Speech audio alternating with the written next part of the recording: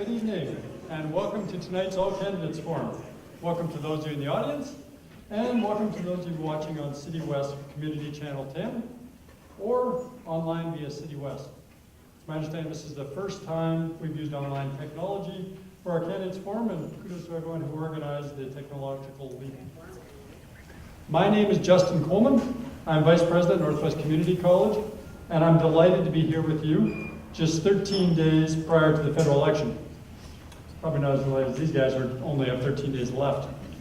For you hockey fans in the crowd, my role tonight is to act as referee. My objective is to ensure the rules are followed, so all four teams and the spectators get to participate in a fair and objective debate. The debate will have two halves. In the first half, the candidates will present their opening statements and then answer questions from our celebrity media panel.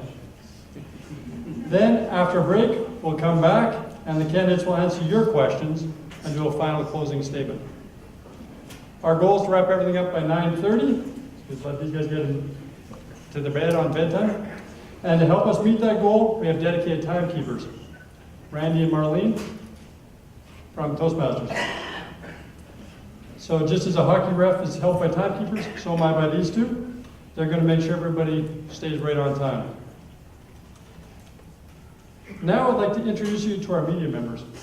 They'll be asking two questions of each candidate in the first half. And for those of you who write down your questions in the second half, they'll also be reading those questions to the candidates. So, from CFNR, Bill Fee. Wait, there we go. You can clap and cheer. From Bell Media, John Crawford. From CBC Radio, Carolina DeWright. As I fumble over her name, I can't help but notice the irony that I've just announced three broadcasters and I'm up here emceeing. I don't know how this works exactly. Next time, I'd like to propose that someone with a broadcast voice takes this job. But I digress. Our final media member is Josh Massey from the Terrace Standard. The Terrace Standard organized this event with the assistance of the Terrace and District Chamber of Commerce, the Skeena Valley Rotary Club, the Remley Theatre, where we are now, and the BC Northern Real Estate Board. So, round of applause for them as well.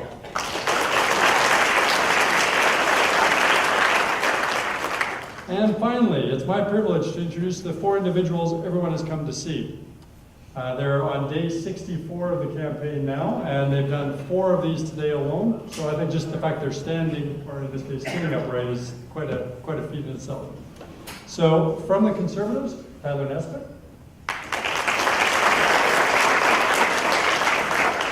From the Liberals, Brad Layton. From the Christian Heritage Party, Don Spratt. And from the NDP, Nathan Cullen.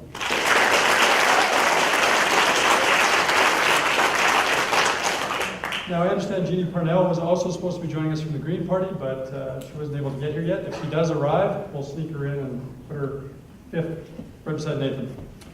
So, just before we started, you may have seen the 5 candidates selecting from our shopping bag the order that they'll present in, and they're sitting in that order now. So each candidate is going to have 3 minutes to make their opening statement. And we're going to be starting with Tyler. So Tyler Nesbitt, please come up. Podium is yours.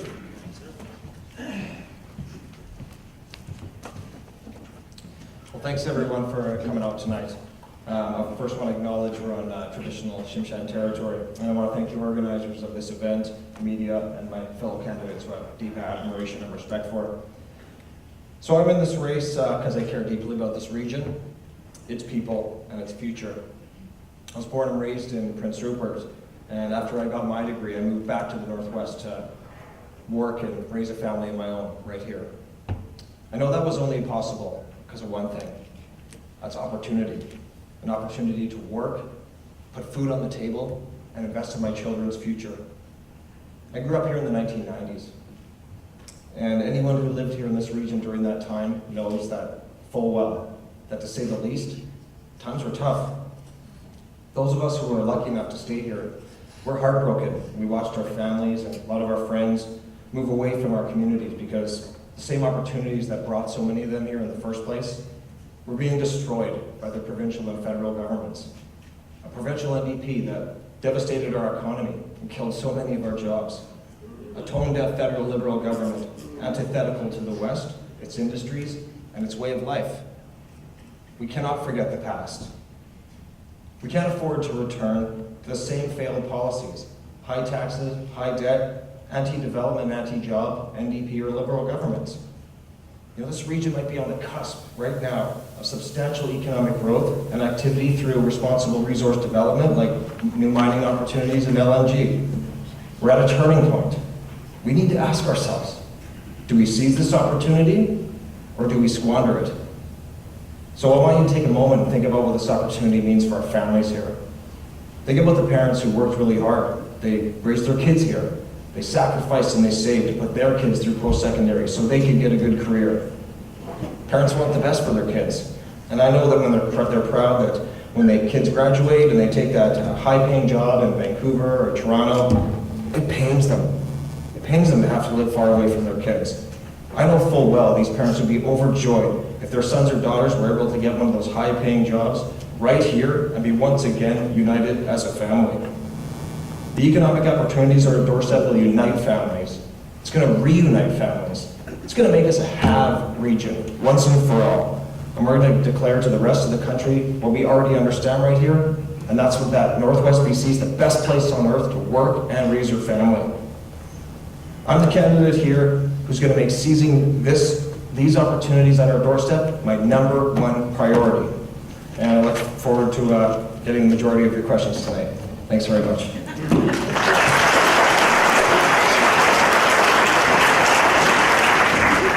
Thank you for that, Tyler. Now Brad Layton from the Liberals.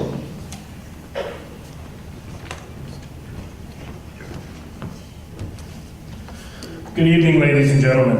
Whew, I got a loud voice.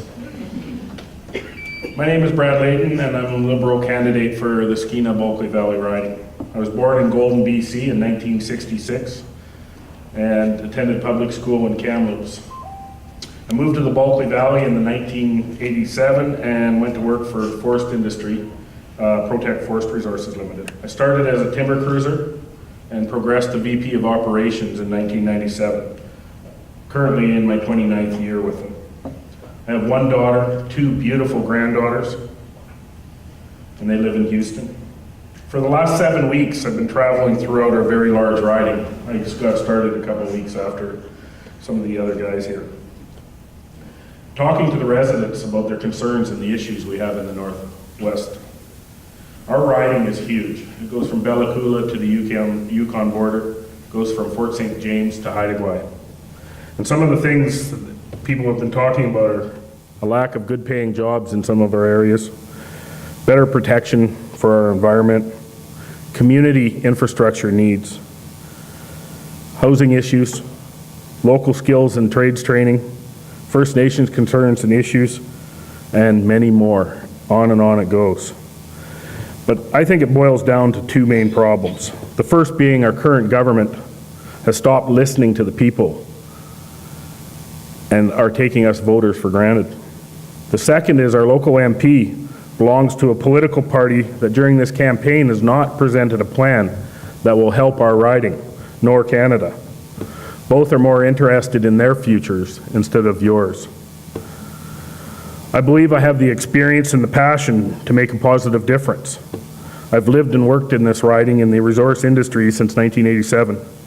I'm currently in my 2nd term as a municipal councillor, which has made me aware of a lot of our issues around infrastructure. It has taught me the importance of being the voice of the people instead of a message bearer. I am passionate about the Northwest. I plan on living here until I decide to leave this earth. I'm also running because I believe Justin Trudeau is the strong leader that Canada needs. He is honest, transparent, passionate, and he wants to hear from the citizens of this country. He has put forward a great team, and we've put forward a great plan. a historic commitment to invest in the growth through a much-needed national infrastructure plan, strong commitment to protecting our environment, important emphasis on First Nations collaboration and reconciliation, a plan to help the future of our country. So I will use my office to work with the local First Nations, establish a task force on the environment within my first 60 days so we get away from litigation. I run out of time. Thanks.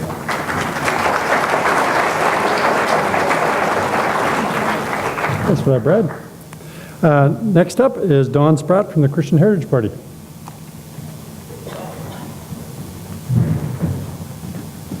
Thank you. Thank you for coming out, and thank you for all the organizers and the media that's here.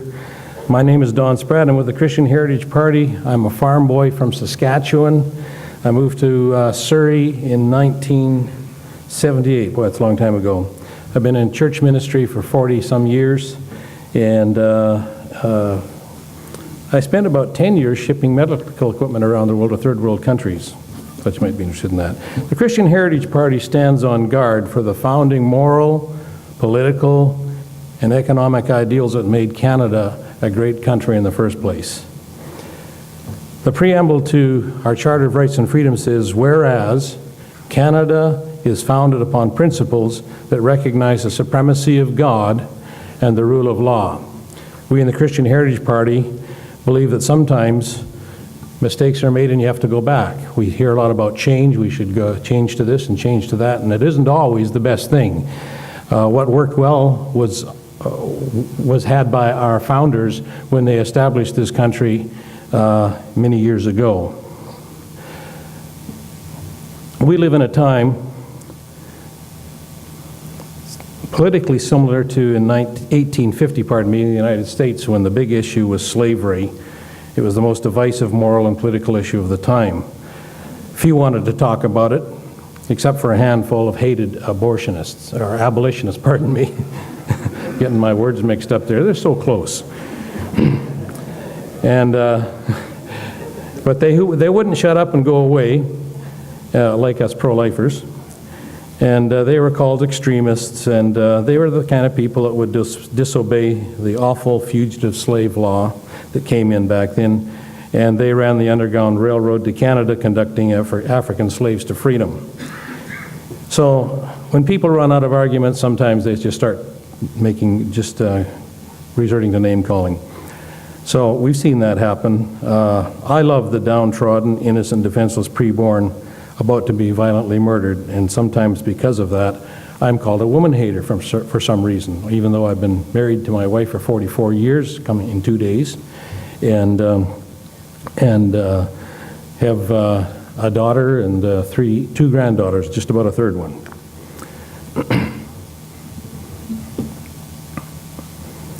Voltaire said, to learn who rules over you, simply find who you are not allowed to criticize. The issue is that children belong to the Lord, and He gives them to their parents, and children do not belong to the state. I saw many Soviet orphanages in the time I spent over there, and that's no way to treat a child. William Penn, founder of Pennsylvania, said, men must be governed by God, or they will be ruled by tyrants. Those are the choices, and I can see that I'm flagged down.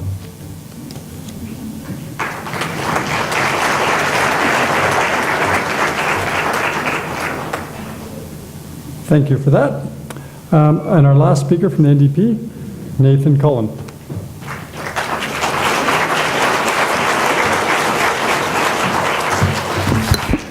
Good evening, everyone. I too would like to recognize we're on traditional territory of the Tsimshian. I would like to thank all of those who have made this possible.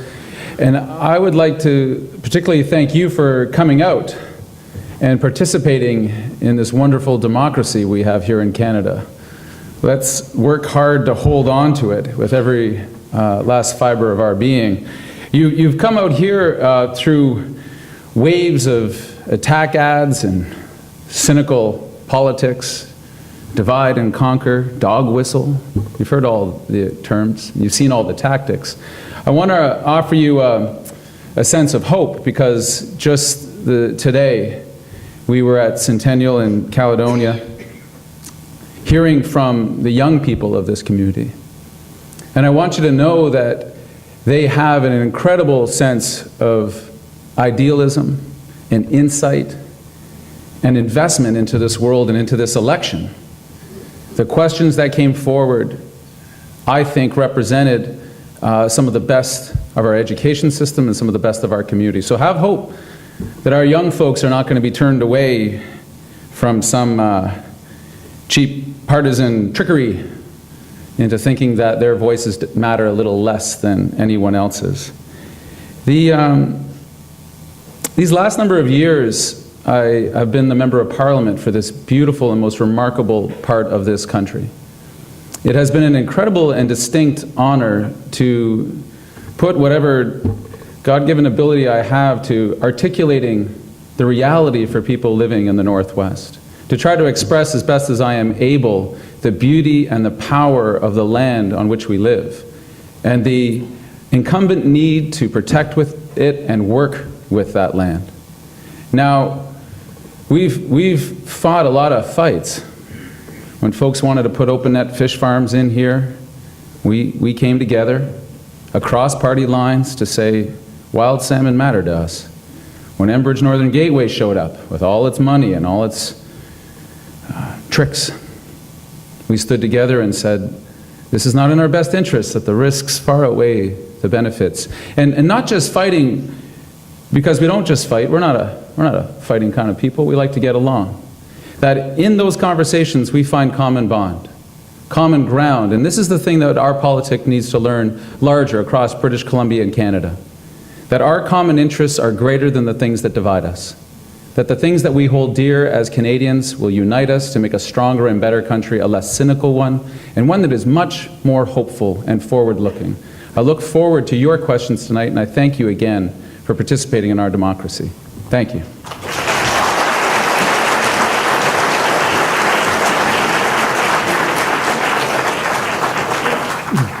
And with that, thank you to all four candidates for their scripted comments.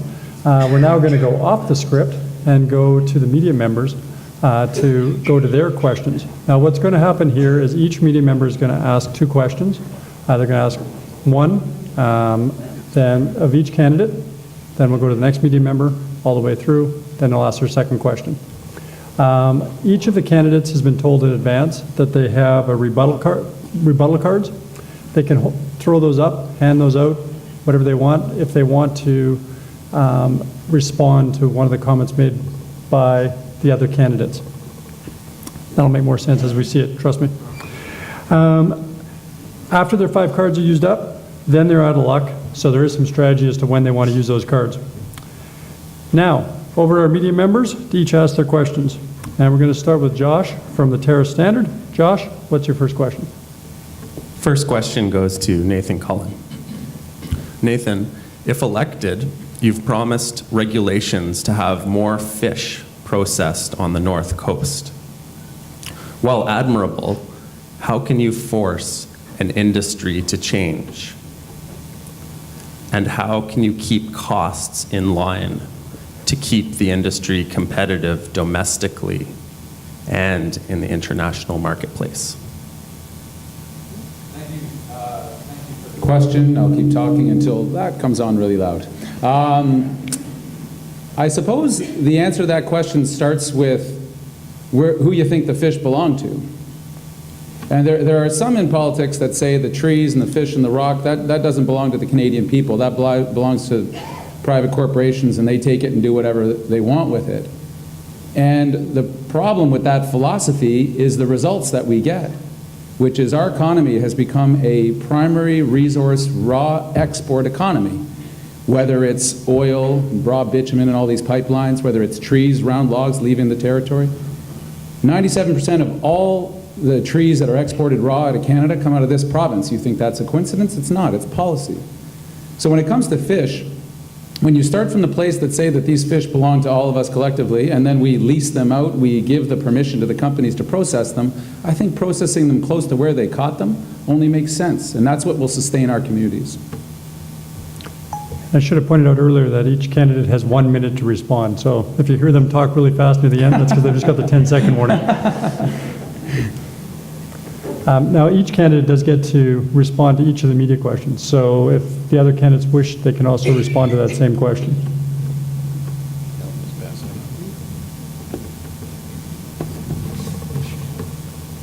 Okay. Just a clarification, are we just heading straight through the questions? Another question for Mr. Cullen, or are we moving on to the next candidate?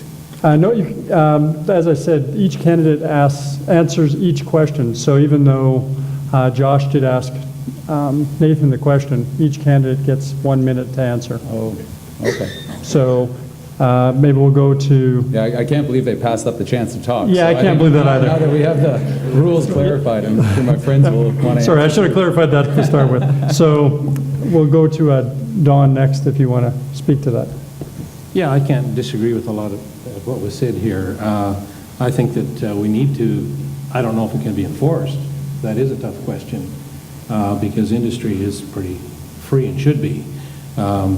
I think government should stay out of industry as much as possible, but that's what government is about. It's to regulate and give us the freedom to operate. But I'd like to see more processing of all kinds of things, including fish and lumber and natural resources like oil and so forth, done in Canada wherever possible. And I think that's all I have to say on that. Okay, Brad? So yeah, we need to get secondary processing of all our raw exports, including fish, forestry. We need to do it more with mining.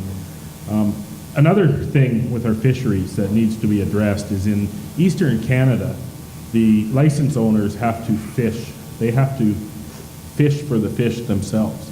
And here in Western Canada, commercial interests can buy up these licenses and hold them and rent them out to the local fishermen. And this is two different rules for two different sides of Canada under DFO. And it needs to be addressed that local fishermen here can own or should own those licenses and should fish them, the same as they have it set up for the East Coast. Until we start addressing some of that stuff, we're going to have a hard time doing the processing here as well. And Tyler? Yep, so I grew up in that industry. That's fish processing plants is what my mom did basically her whole life. Worked from the line, gutting fish, chopping heads, all the way up to helping to manage that company. It's what I did every single year, trying to put myself, save money through high school. The licensing for fish licenses is the state of affairs of that is abysmal. That started under the Liberals, and you've seen less and less licenses all the time. We need to empower more licenses for regular fishermen to try to bring back that industry. But I don't think that forcing companies to produce and controlling the means of production is exactly the way to go about that. But one good glimmer of hope, I think, is that under this new Trans-Pacific Partnership, this is going to be a great thing for BC. This is going to allow our, where most of this, a lot of this fish is going, to be tariff-free. So it's going to make our fish, people who sell fish here, a lot more competitive, put more money in everyone's pockets who's in that industry. Thanks. Thank you. Bill, turn it over to you for your question from CFNR. Okay, the second question is also for Mr. Cullen. If elected, you've promised lower gas prices. Rightly or wrongly, the NDP is viewed as a party of big or bigger government. How can you lower gas prices without a major intervention into the marketplace and the creation of another large bureaucracy?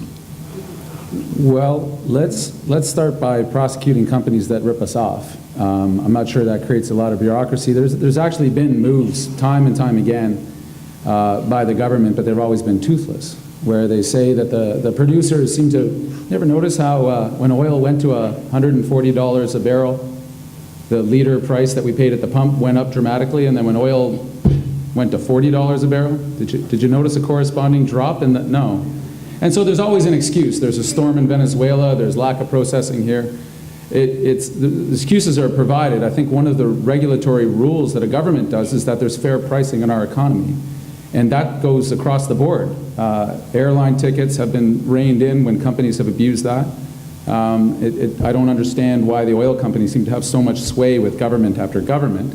when the empirical evidence shows that on long weekends the price jumps up. When the price goes up at the barrel, it never comes back down when the barrel drops as well. So we're just looking for fairness for consumers, and there's an easy fix to that. Go ahead. I'm always bothered myself by how things, the price coming down lags far behind the pace at which they can bring them up as soon as oil jumps a little bit. I think they're far higher than they should be. I don't know how successful governments have been in the past trying to have price controls on gasoline or oil. I think it's been done in the past on gas, and it wasn't a sterling success. But certainly, there seems to be something wrong, and I'm not sure what government can do about it. Money talks, and oil companies do have a lot of money. Brad? So, to add a little bit to what Nathan said earlier, pricing between 2000 and 2014, NRCan puts out a bi-weekly report on market margin report on the cost of gas, everything from how much tax is on it, how much it costs them to purchase it, process it, everything like that. So 2000 to 2014, the average margin was 17.5 cents, or 17.4 actually. And then oil dropped to 40. And their actual margins have increased to over 38 cents. Yet they're getting the oil a lot cheaper. So it's not that it's costing them more to make. They've decided to make more profit, even though the oil prices have dropped. And some of them are, I'm sure, are using this to offset what they're losing in their oil production. Tyler? Yeah, so that's a frustrating aspect of anyone who fills up the pump and has got to pay the bills. It's important to understand the government doesn't control market forces, government doesn't control gas prices. But what you can do to avoid putting some pain on regular folks is to not install a new carbon trading regime or national carbon pricing across the country. When we live up on the north like this, that's going to have a direct effect on increasing gas prices for everyone here. And left, right, or center, you'll be complaining about those increased gas prices when you get to the pump because it affects everyone else. Pads the pockets of Ottawa, but it sure doesn't help regular folks like you and I right here. What I'd like to see here is, if it can meet all the right approvals and we get the right project, is to see a refinery on the coast. That's going to allow us to sell back gasoline and refined products, not only to our own people, but do what all economists are asking us to do and the energy industry is asking us to do, and that's get the refined product to Tidewater. We're getting low price by only selling to the United States. We need to get that to Asia. Thank you. Carolina, your question on behalf of CBC. Thank you. I'm going to break the rules of journalism and give you a double-barreled question. Tyler, is it inevitable that marijuana will one day be legalized in Canada? And what is your personal position on legalization or decriminalization? Yeah, thanks for that, Carolina.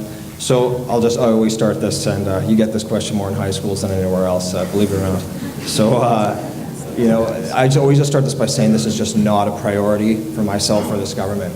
Having said that, even the Ministry of Justice and the RCMP is looking at possibly making that a ticketable offense. So we'll see what comes of those. My biggest concern with all that is always going to be with kids. And is that regulation smart? Is that keeping it out of the hands of kids? And there's another thing to say about the normalization of this in society. I mean, do we really want to be treating this and saying this to our kids that this is just a regular, everyday thing that everyone should be doing, and that's something our kids think is just like everything else, whether it's alcohol or anything else. So smart, sensible regulation is what's important. We have these experiments in Colorado and elsewhere. We'll see what the data yields from that. But there's no point in jumping into legalization on day one like Justin Trudeau wants to do with no plan for how that's going to work. Brad. Good, I get to go next. So we have a problem. The criminals are running the marijuana trade, and they're using it as cash flow. And they're selling it to our kids. We need to control it. Unlike what Tyler just said, Justin Trudeau has said that we will start working on it on day one. It might take us 2 years to find out how we can actually regulate it. We are going to look at all the jurisdictions in the world that actually have it legalized and see what works and what doesn't work. We need to keep it out of our kids' hands. We look after alcohol. It's a lot harder for kids to get alcohol nowadays than it is for them to buy weed. They can go to off the school grounds or walk downtown and buy it. We need to take it out of the criminals' hands. We need to quit spending billions of dollars trying to fight it and start controlling it. Don? It's a gateway drug for not everybody, but some people that start out on it.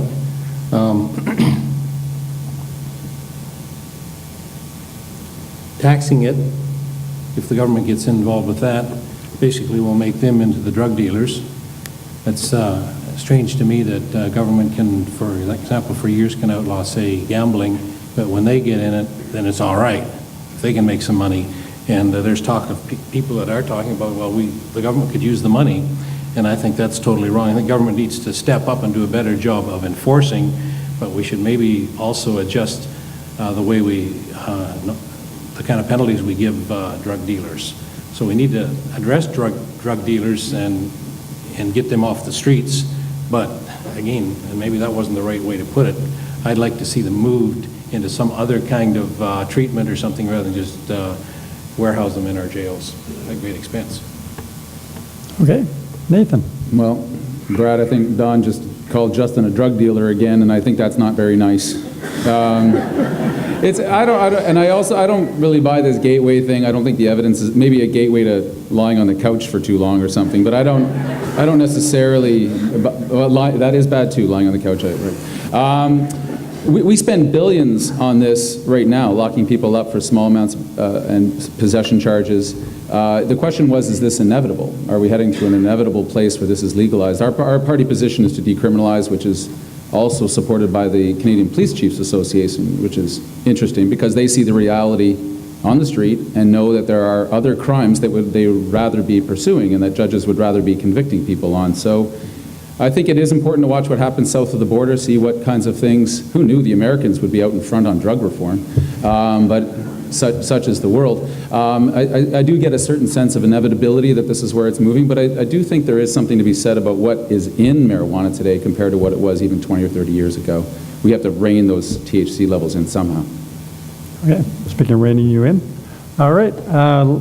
Last media question before we do round two goes to John from Bell Media. All right, thank you, Mr. Moderator. We're going to jump ahead a little bit to a question for Brad Layton from the Liberal Party. Do you support a national inquiry into murdered and missing Aboriginal women? And if so, what would such an inquiry realistically accomplish? So, yes, I do myself as well as the Liberal Party. We will honor the request from the families and have the inquiry. As we've discussed this in a few debates, there's 30 or 40 inquiries and investigations already done. We will do an inquiry, but what needs to happen is we need to take the findings from these inquiries and act on them. Not just do another one so it can go on the shelf and collect dust like the last 30 or 40 of them. We need to do it. We need to follow up recommendations and make sure that we don't have this continuing within our society. All right. Don, what's your perspective on this? I can't understand why they haven't gotten farther with this, but I've spent, while the girls were and the ladies were missing off the downtown east side in Vancouver, I think the police had their priorities wrong. I was one day down in front of an abortuary within a bubble zone, but just standing on the street on the corner talking with a friend and praying a little bit, and I had 3 cruisers driving around the block to see if we might say something about abortion. We didn't talk to any clients going in, anybody, And one cruiser pulled up on the corner, and he had his ear out the window to find out what we might say so he could charge us. I was charged. They did drop that charge for that day subsequently, but they should have been out tracking down some of these, the guy who won the farm out there in Coquitlam, Port Coquitlam, rather than trying to find something to charge us with. All right, thank you for that. Nathan?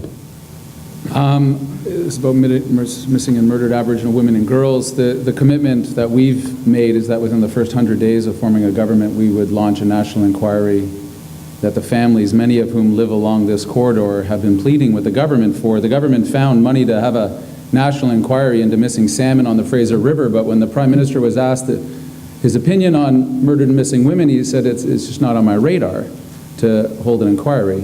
I think that's a certain level of insensitivity that's not becoming of the office. I think we need to both launch the inquiry and then act upon what we learn. And what we know already is that this is an issue of racism, this is an issue of poverty, this is an issue of having more choices for young Aboriginal women and girls, and that we can't have a society that looks upon somebody differently depending on who they are and valuing one life less than another. I have walked with these families. They have incredible courage year in and year out. We need a government that shares their courage to get to the heart of the matter. Tyler?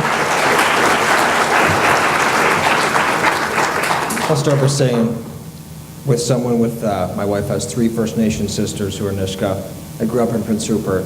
My family and friends, some of my dearest, closest friends are First Nations people. These are my neighbors. It's high on my radar. The number of First Nations women abused, kidnapped, and murdered in this country is absolutely abhorrent, and that's why we have to do something about it. And that's why action is more important than words. Those studies he talked about, as I'm got ready for this campaign, it's important for me to understand what those are, so that's why I read them. So in there's clear recommendations of what to do, and a lot of those things are being enacted on, and that has to do with family violence and prevention efforts within those communities and developing programs that the communities themselves, they have to have a big say in how those are developed. Has to do with awareness campaigns, more and better data, missing person DNA database. I'm going to push for increases. If I'm elected here, I'll push for increases in that funding, and I'll oppose any measure to take that funding away. Action is what's important here, not more words. Okay, that finishes round 1 with the media. Now on to round 2, and I feel like I moved from a hockey referee here to a boxing ringmaster. Ding, ding. All right, Josh from the Terrace Standard, back to you. Thank you. This one's for Don Spratt. As an outsider to the riding, how can you possibly know the local issues and represent local people? I can't until I get here and get to know you better. I'm trying to learn as fast as I can. We'll definitely be moving here should I be elected, but it's going to take some time, so I admit there's a learning curve. My opponent over here on the left has been around for a while in office, as some of my other friends here, so no, I admit it's going to be a learning curve, but I'll work very hard.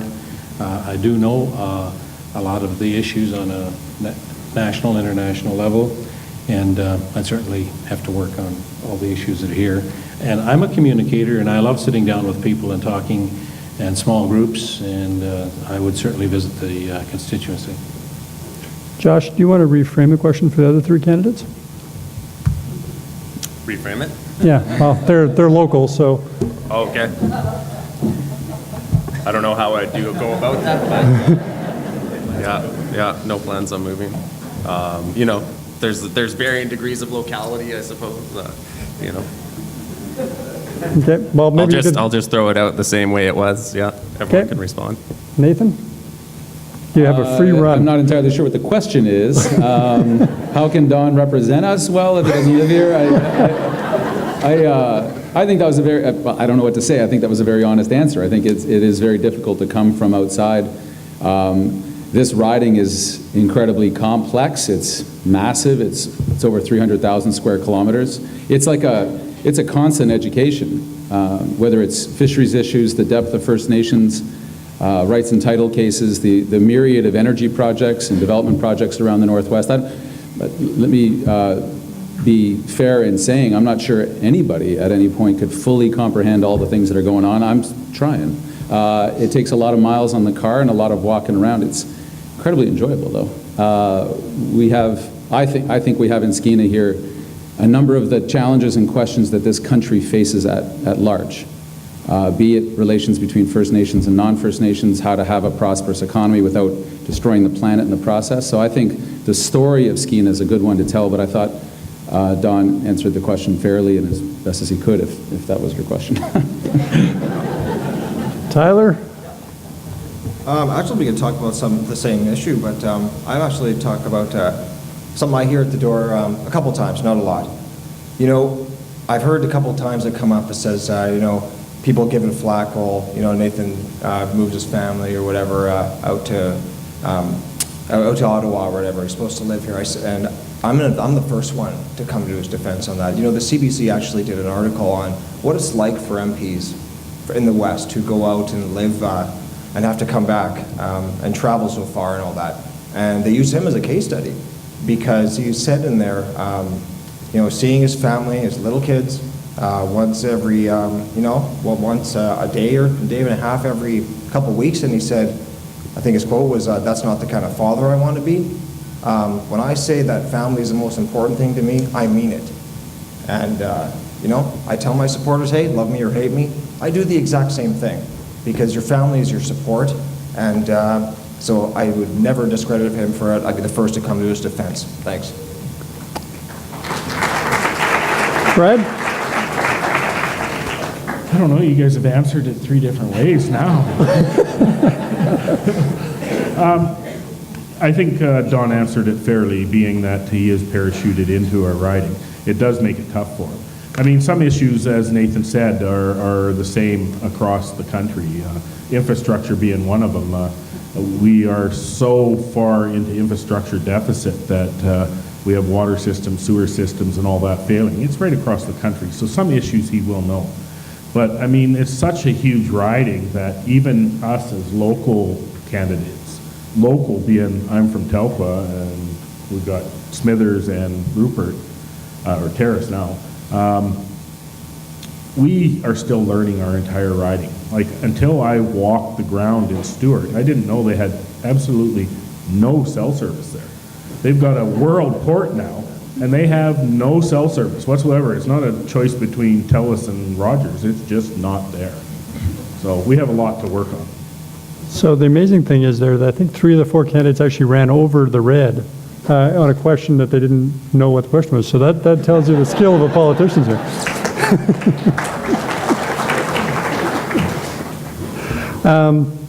I guess we will now go to Bill for your question.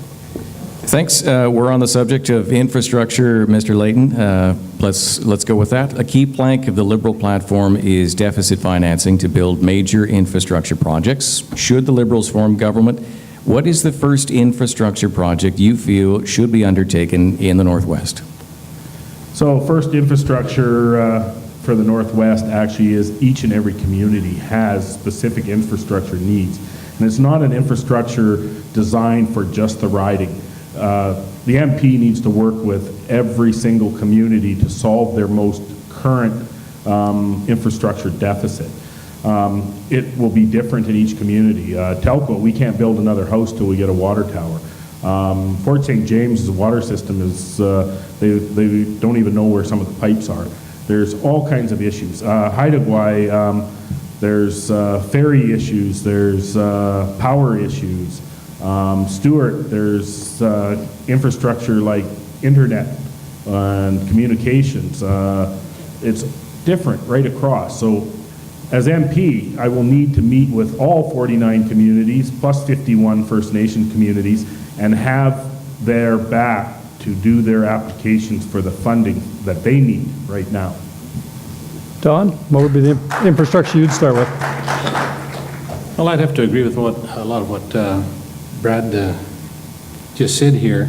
We were just over to Haida Gwaii, and I don't know if that's directly infrastructure, but in a sense it is. They need a lot more ferry service and maybe some aircraft service. And for example, one thing they definitely need, I understand that they're electricity is generated by diesel plants.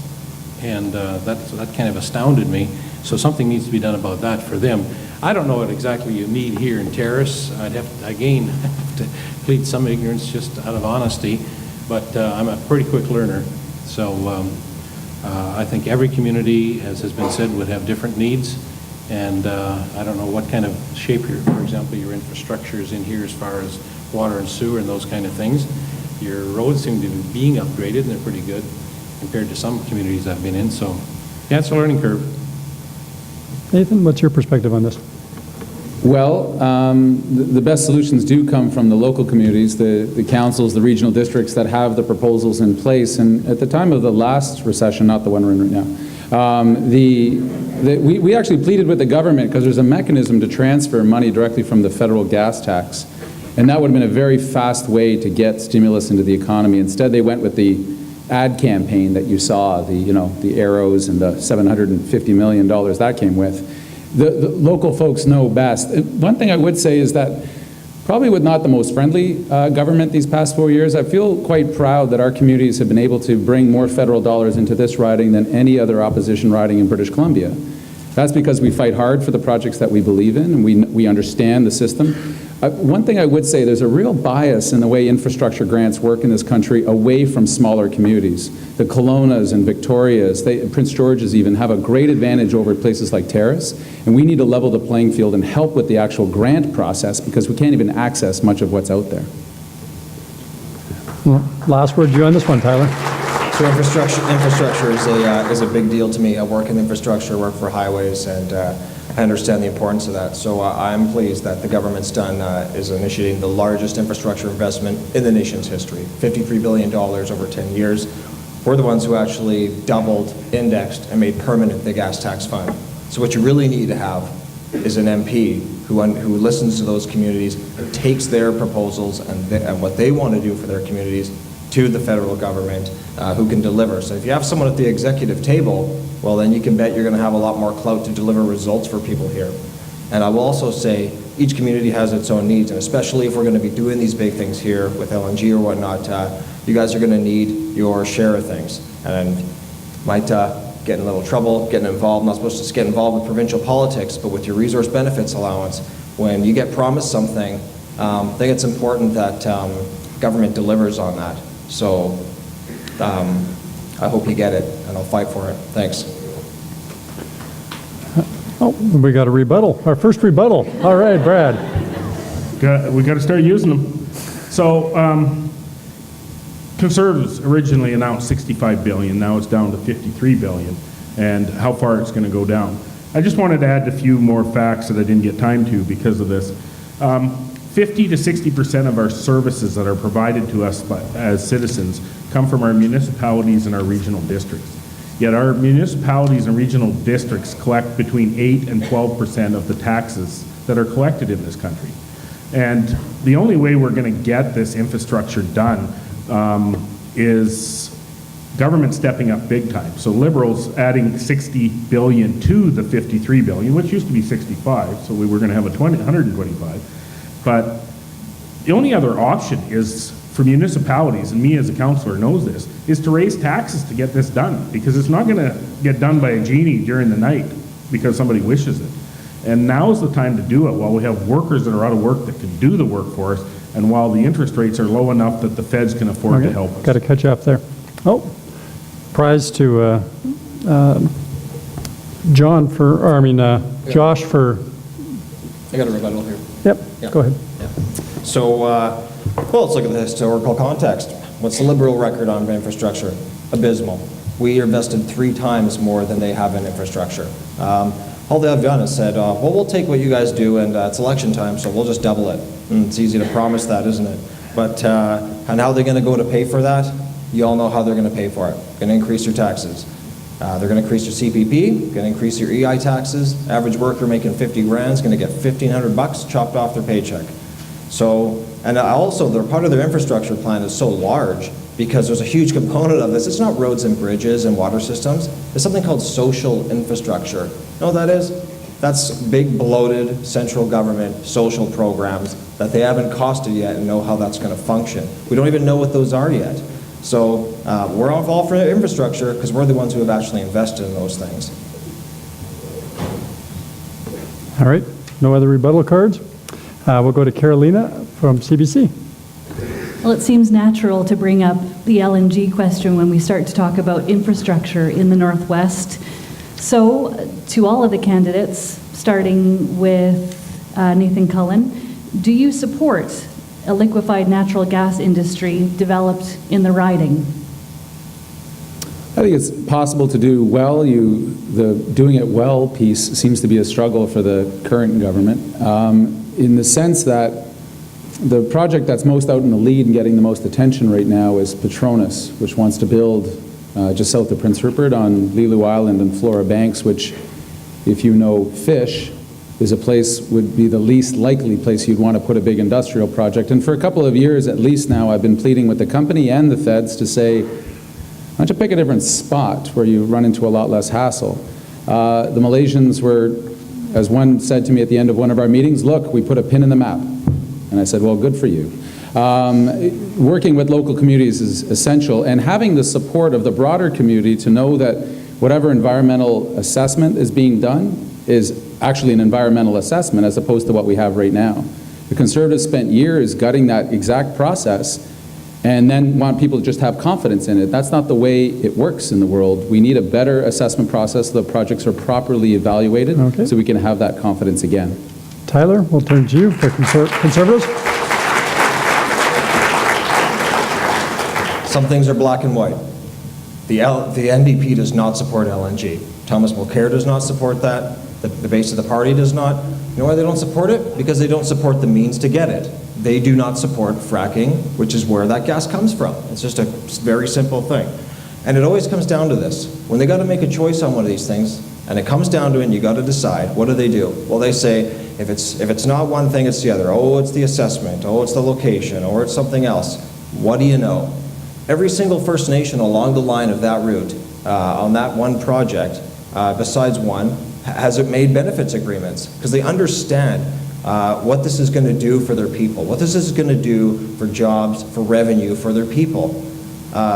You know, it's just that simple with them. It's election time, so the NDP is kind of triangulating things around like the Liberals used to do and say, oh, well, maybe we'll do this, maybe they won't.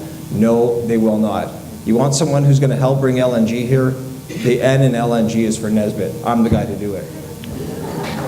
Brad, on behalf of the Liberals. Somebody's fired up tonight. So LNG, yes, we need it. But we're a first world country, we have first world technologies, and we need to do the environmental side of it fully.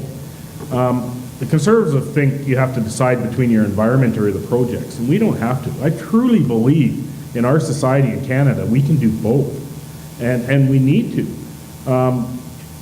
For us to go with something that's going to harm our environment, we're hurting our children's future, our country's future. One of the things with Lelu Island, which was brought up, is there was 5 shortlisted sites, and they picked out, which I'm having trouble that why they picked it. And I've asked, where are the other 4? Why were they discounted versus that one?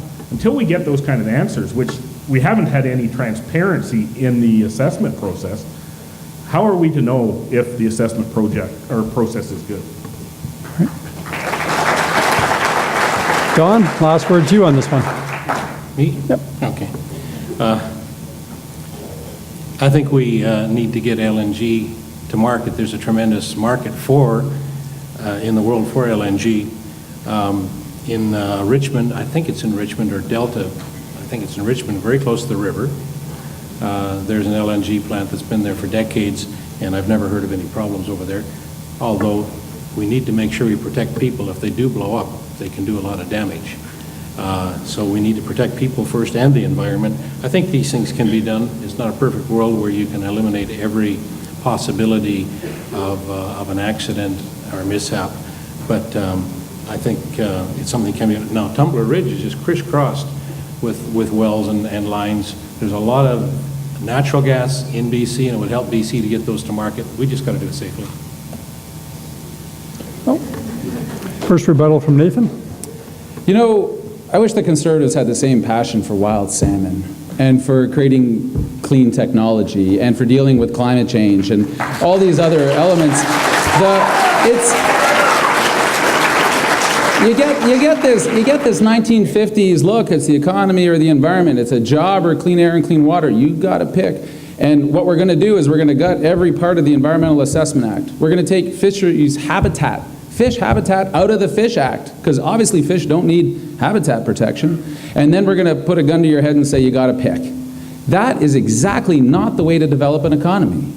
That globally, for the last 2 years running, and it's going to be true this year as well, investments in clean energy outpace that of coal, oil, and gas combined. It's where the world is moving. Of course you can do LNG safely, but why put all of your eggs in one basket? We've seen where that's got us. Oil drops to $40, we head into a recession. In Norway, they got $1 trillion sitting in a fund, and they've got free education through university. Let's make some better choices, yeah?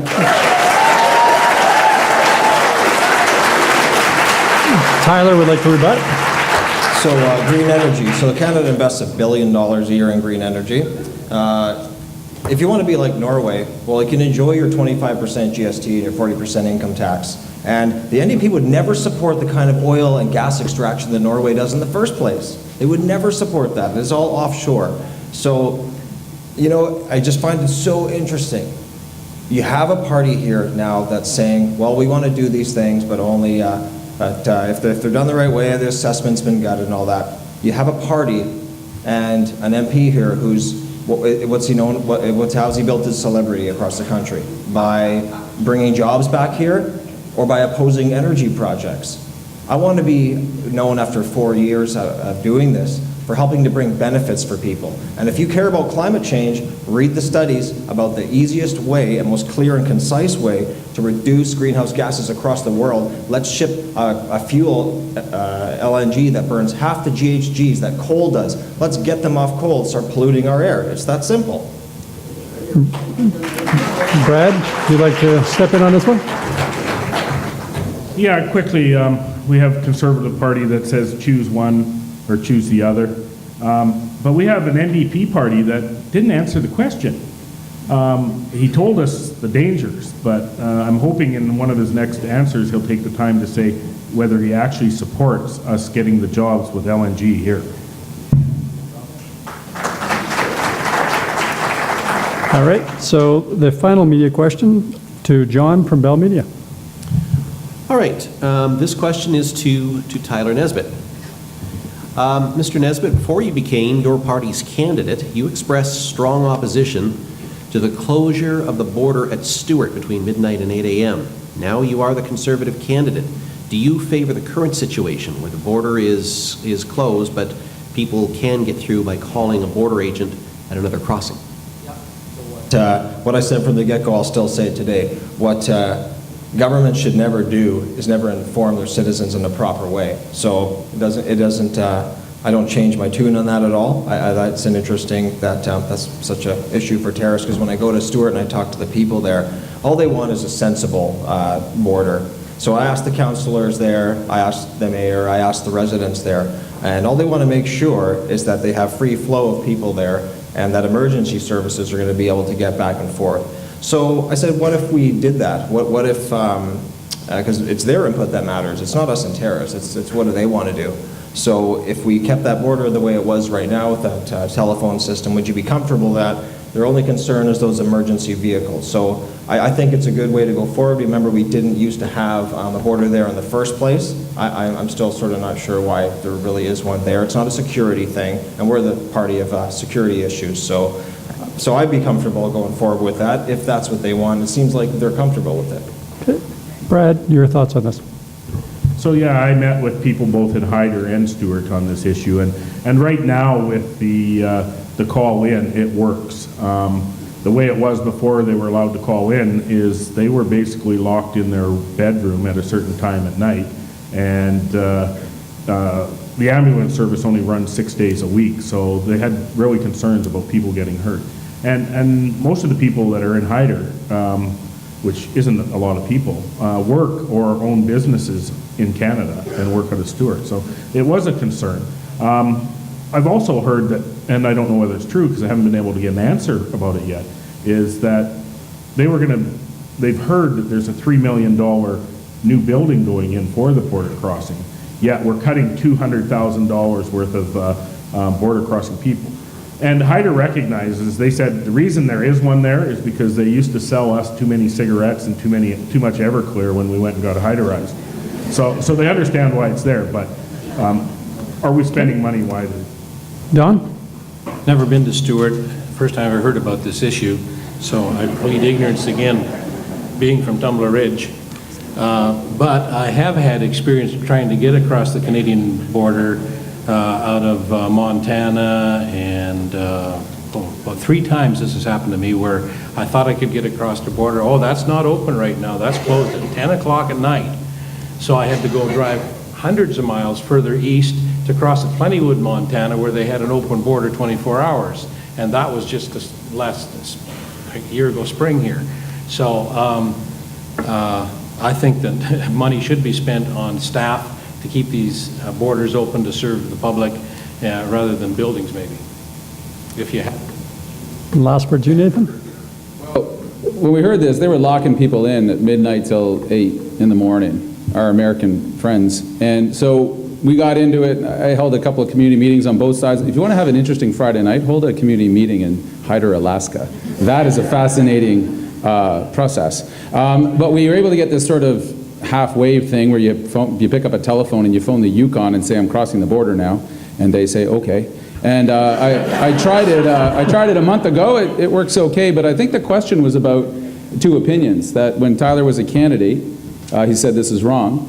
And then not a candidate, and then becoming a candidate said it's not acceptable, but it's okay. We should just accept what it is. This was a stupid idea right from the start. This was absolutely, and they are spending a couple $1 million on a new upgrade, so it's not about money.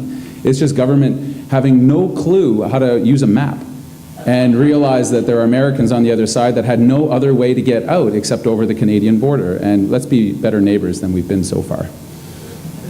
Tyler would like to use his rebuttal. Trying to save some of our rebuttal cards, but if I get my integrity challenged, I'm certainly going to stand up to that. So I'll say it again. It's the same thing. It'll always be the same. And it's about the way it was done. The way bureaucracy will just come in and send someone in there a month before and say, oh, by the way, your border's going to close and no questions asked. This could have been done a completely different way. Through consultation and a collaboration with the community there and the people involved, the mine up there and emergency services, your council. It could be done a completely different way. You do not make it such a drastic change that will affect 2 communities like that in that kind of form. That's not the way government's supposed to function, and I'll say that now. I'll say that going forward every day. All right. That brings us to the end of our media panel section. So we're going to, like any good hockey game, have a commercial break now. We're going to come back at 8:15, so 10 minutes from now. So everybody can take a little breather. But before we do, I just want to say thank you to the media panel for joining us tonight and leading those questions. All right, so you now have a 10-minute break. If you wish to write it down, Robert and Jennifer from the Skeena Valley Rotary Club, where are you guys? Can you wave or make yourself known out there? I can't see with those bright lights here. Where's? Oh, there we go. There's Robert and Jennifer. Oh, there we go. All right. Robert and Jennifer are going to be walking up and down the aisle, and so if you want to get their attention, just wave them down. Write down your question, and then they'll bring you up to the media person. Now, if you give a question to Robert or Jennifer, please write on there who you want to answer your question, because you only get to ask the question of one candidate. So write down who you want to ask. If you don't, then the media members will make it up for you. All right? If you're at the podium, I would ask that you get straight to the question. No preamble, no stating your opinions first. Just ask your question and state your name, state your question, and who it's for. All right? So we will start at the podium now. And, oh, I should mention also, you can ask more than one question if you wish, but one question and go back in line again. All right? We have 50 minutes. Let's go. Testing. Hi, my name is Christy Brown. Mr. Nesbitt, I'm hearing a contradiction. How can you explain how I can reconcile your claim that your party wants to put food on our tables when your party has been choosing to ignore First Nations land rights and title and trying in attempts to push through these oil and gas export projects? And the scientists and us First Nations, we know that that is taking food off our tables, slowly with LNG and huge risks with oil. Taking halibut, wild salmon, seaweed, cod, and my favorite, oolakan. Remember to try to keep the question succinct. How can you reconcile that contradiction? If it's doing those, thank you for the question, Christy. If it's doing those things, then why are First Nations bands signing agreements? The federal government doesn't force any of those things through. They have to have land and title agreements, like you just said. So what I think is really exciting right now is a lot of First Nations groups are recognizing how they've got a huge opportunity right now to deliver those kind of things. So if they don't want to do them, then they won't sign those kind of benefit agreements. But that's what most of them are doing. And something like LNG is a lot more palatable than some of these other projects out there. So I think it's important they're empowered to make those kind of decisions about what's best for their people. And I think a great example would be the Nisga'a and the Haisla, the Haisla was actually profiled in the Vancouver Sun for recognizing the importance of doing both, growing their economy and protecting the environment at the same time. So we should continue supporting them in their endeavors. Nathan has asked to rebut, please.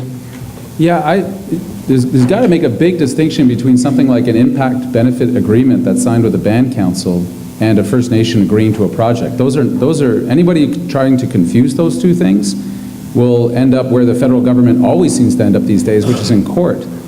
The federal government has sued First Nations in Canada 183 times to the Supreme Court of Canada over rights and title to land, and lost 183 cases at the Supreme Court of Canada, First Nations. So I asked one chief recently, what do we need to do to improve relations? And he said, stop suing us.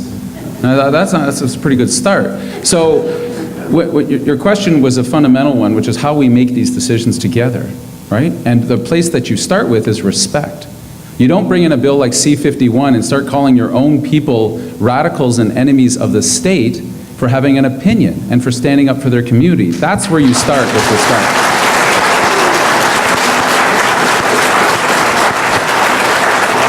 Okay, next question. My name is Greer Kaiser, and my question is for Nathan Cullen. Nathan, how do you remain hopeful, and what is your plan to counter all of this attack ads, fear-mongering, dog whistle, politics that I've been seeing in the last 64 days? Used to be a proud Canadian. I'm getting scared.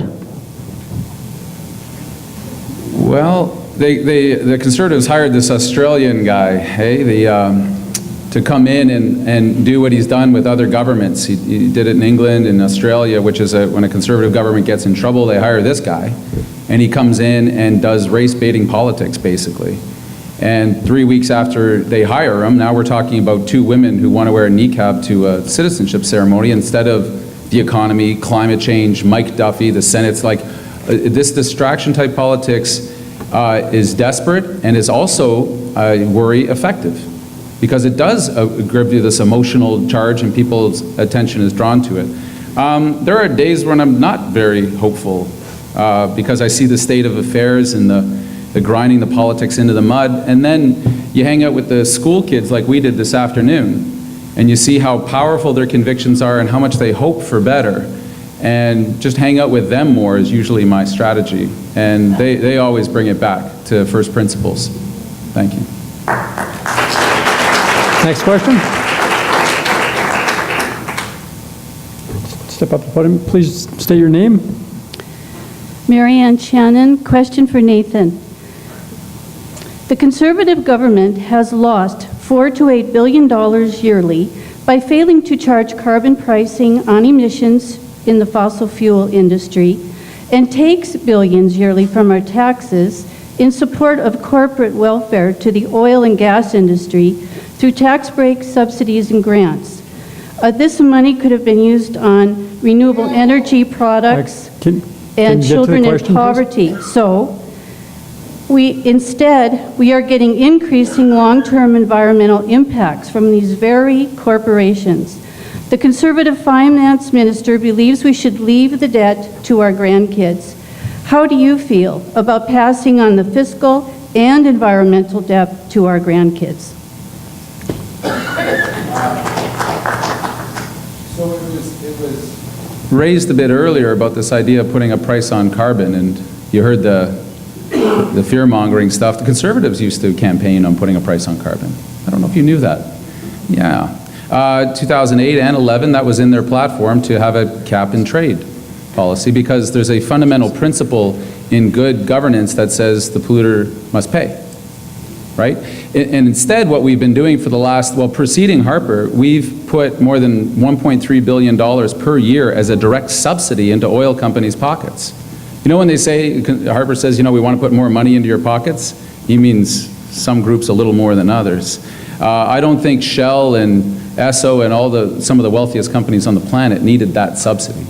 I think we should balance things out a lot better, and it starts with pricing carbon, as the world is doing, including China and the US. And just coincidentally, 1 month after this election, the world gets together to have the most fundamental important agreement on climate change in Paris. Who are we going to send is an important question on October 19th.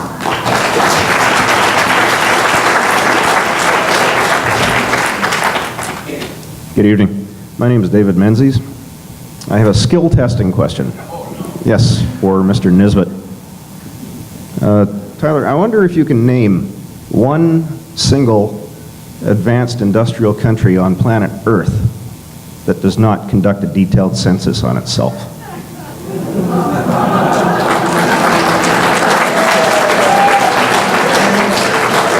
Yeah, it's interesting. That's a huge issue to people, but it's important for countries to make decisions based on facts. You said so yourself when you were talking about marijuana. Can leave the candidate with his minute, please. So, you know, this wouldn't have been a huge issue for me. This was passed long before I was ever involved with this thing. This was a promise the Conservative government made to people that they were going to do this. There's a base of the party. They said they were going to do it. I think it's important to make decisions based on facts. I think the only hang-up for a lot of people in my party is the mandatory aspect to that. A longer voluntary census, I don't really see what the problem with that is. I just don't think there should be a threat to throwing people in jail for not completing a form. But a long-form voluntary census, no problem with that at all. Next question. Hi, I'm Patrick Butler. I'm going to ask a question for all of those in the audience who are as gray and bald as me. Since 2004, every premier in the country... Sorry, who's the question actually for? This is for Tyler. For Tyler, okay, sorry. Since 2004, every premier in the country, every minister of health has advocated that the federal government buy drugs in a huge lot and then distribute them to the provinces, instead of the present plan, which is each province has to buy drugs on its own. Could you explain what you would like to do about this, please? Well, I think it's anyone who's seen the fact that when you see medication that goes from a couple dollars a pill a day to hundreds of dollars, well, I think that's unacceptable. I'm not part of the government, I'm not part of Big Pharma. But if that's a provincial responsibility, well, I think it's incumbent upon the provinces to take some action on that and address it. So I know you're going to hear different opinions from these guys, but I think that's just going to be more of the same. That's going to be more empty promises and no way to pay for those kind of things. So that's the difference here. I think provinces need to do their job, and that's basically it. I mean, that's a provincial kind of responsibility, and you know, you want to have a big pharmacare program, well, you'll have to look to the other guys and grow the size of government, grow your taxes, grow our debt. So if you want that, fortunately, cheaper drugs. These guys. Yeah, we all want those. Yeah. Nathan would like to rebut. Yeah, because the provinces have been asking for this. This isn't a buck-passing situation. This actually saves Canadians money. We have in our platform a fully costed national pharmacare strategy, which at its heart is the ability for the federal government to lead and to buy the drugs that we know we're going to need to keep people healthy together. This is how we collectively save money. So anybody that says this is going to cost you more money, what's happening right now is costing us more money. And we need some federal leadership on this, and this is what we're offering. And back to the census. The Canadian Chamber of Commerce is demanding this. The municipalities are demanding the long-form census. Everybody who's looking to make a decision, you want to make your decisions based on facts, then you need facts. You can't just simply say we got to scrap the long-form census and then turn around and bring in something like C-51 that has a total intrusion on our civil liberties and our privacy, and say you're standing up for Canadians' rights to privacy. So, look, this is just common sense. Bringing back the census only makes sense, and any right-thinking party would promise to do it. Next question. Casey Brushy, and my question is for Mr. Cullen. My mother has worked for Canada Post for 25 years, and I know the Conservative government is trying to scrap the door-to-door delivery, and she is worried for her retirement and for all the jobs. I was just wondering, what is the NDP's stance on getting rid of door-to-door delivery, and what will they do to save my mom's retirement? So, Canada Post made money 15 out of the last 16 years. Returned more than $135 million profit back to the Canadian government. The only year they didn't make money is when Canada Post management locked out the Canada Post employees, and then got back to work legislation written before the strike or the lockout had even started. Canada Post, we would be, along with not having a census, we would be the only industrialized nation on the planet not to have door-to-door delivery. The amount of parcels has increased dramatically, but you never hear that from government. They say letters are down, no kidding. But parcels make a lot more money and the post is viable. We should be looking for ways like postal banking, like they do in Europe, to make Canada Post even more successful than it is right now. It's one of our institutions I'm quite proud of. And to take a shot at it, I think it's just a veiled shot at the workers who work for Canada Post that the government just doesn't happen to like. But what are we doing for seniors and people with disabilities, making them trudge out? The head of Canada Post said, oh, it's good for their exercise, they won't mind.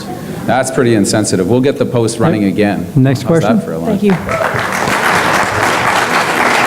Oh, actually, sorry, we've got a rebuttal there from Tyler. I Well, missed that. firstly, no, you won't. That's a Crown corporation. If you think you're going to walk into the door of Canada Post and tell them how to run, go into their boardroom and tell them how to run their business, you'll be laughed out the door. So in 2014, Canada Post delivered 1.4 billion fewer letters than it did since 2006. 2/3 of Canadians already use a community mailbox.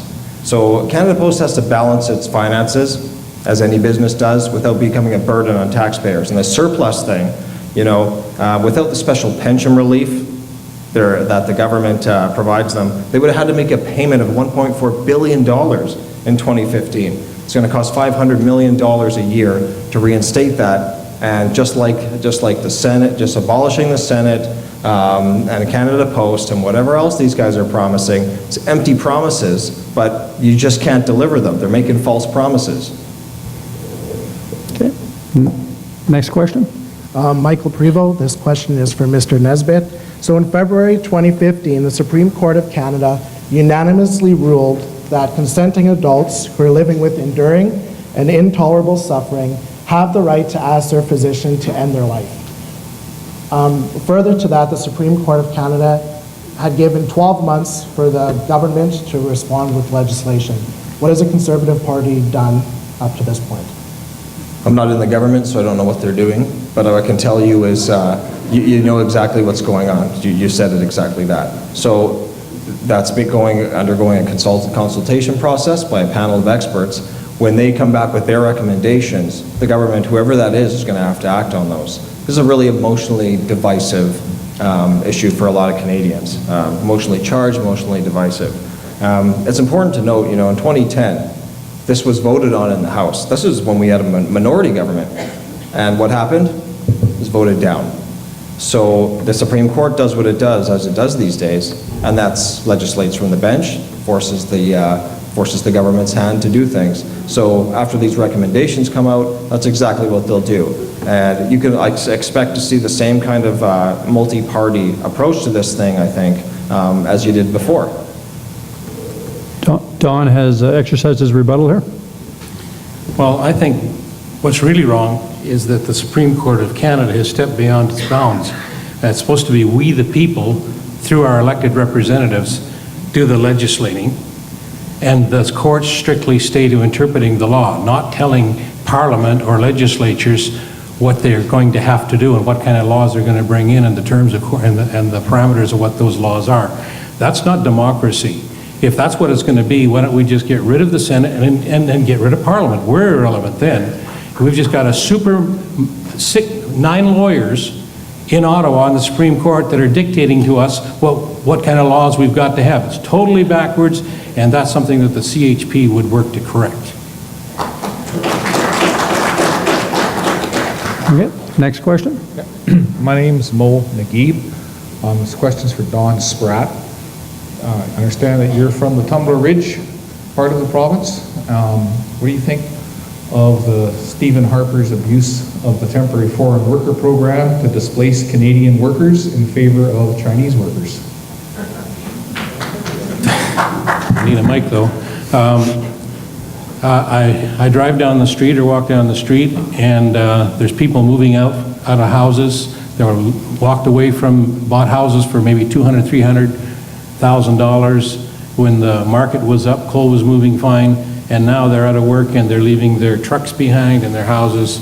And then I see, and I have nothing against Chinese, I'm not a racist in any sense, but those are the people, the only people that are working in the mines there now. All the mines have shut down over the last year, and they're drilling a new underground mine, but they've haven't gotten to the ore. They put up about a third of a housing project for them, specifically for them. And so, no, there's something wrong with that. I don't know exactly how to fix it, but I think Canadian workers, if you can all find them, should have been given those jobs, and I'm sure there were enough workers that could do underground mining work, could have been found in Canada. Next question from the floor. Hi, my name is Barry English, and my question is for Tyler Nesbitt. I could refute 3/4 of what you said in your vitriolic opening statements. Do you realize that since the middle of the 90s, it has been conservative or liberal governments provincially and federally in power, not the NDP? Now, the question I was going to ask is about the Trans-Provincial Partnership or Trans-Pacific Partnership. You're the first person that even mentioned this, which surprises me. But how can we consider that a good deal when your Prime Minister has already offered affected companies over $5 billion in subsidies? It's a couple of different things you're talking about there, but we want to address the 90s. Well, we all lived here, so I don't know how maybe other people on this table didn't, but you look people in the eye and tell them things weren't tough here in the 90s. It was a federal liberal government and a provincial NDP government. You know, Nathan sometimes brings up, well, you know, the NDP can manage money. He's got to go back 30 or 40 years to Tommy Douglas to talk about the last time they were possibly managing money properly. How's Manitoba doing? How's Alberta doing? So with the Trans-Pacific Partnership, don't take my word for it. Take the Manufacturing and Exporting Association of this country. Talk to the forest producers. Talk to the BC Chamber of Commerce. Are they all coming out of this because it's a horrible deal? You know, this isn't talking points. Go ask them and see what they've been saying about it. So it is a positive thing. It will be positive for BC and the Northwest. Next question. Hello, David Menzies. This is for Tyler Nesbitt, Foreign Policy. Just wondering if you can explain to us what aspect of a principled foreign policy is demonstrated by us selling $15 billion worth of arms to a country like Saudi Arabia, please. You guys on stage here too, so, but I'll keep going.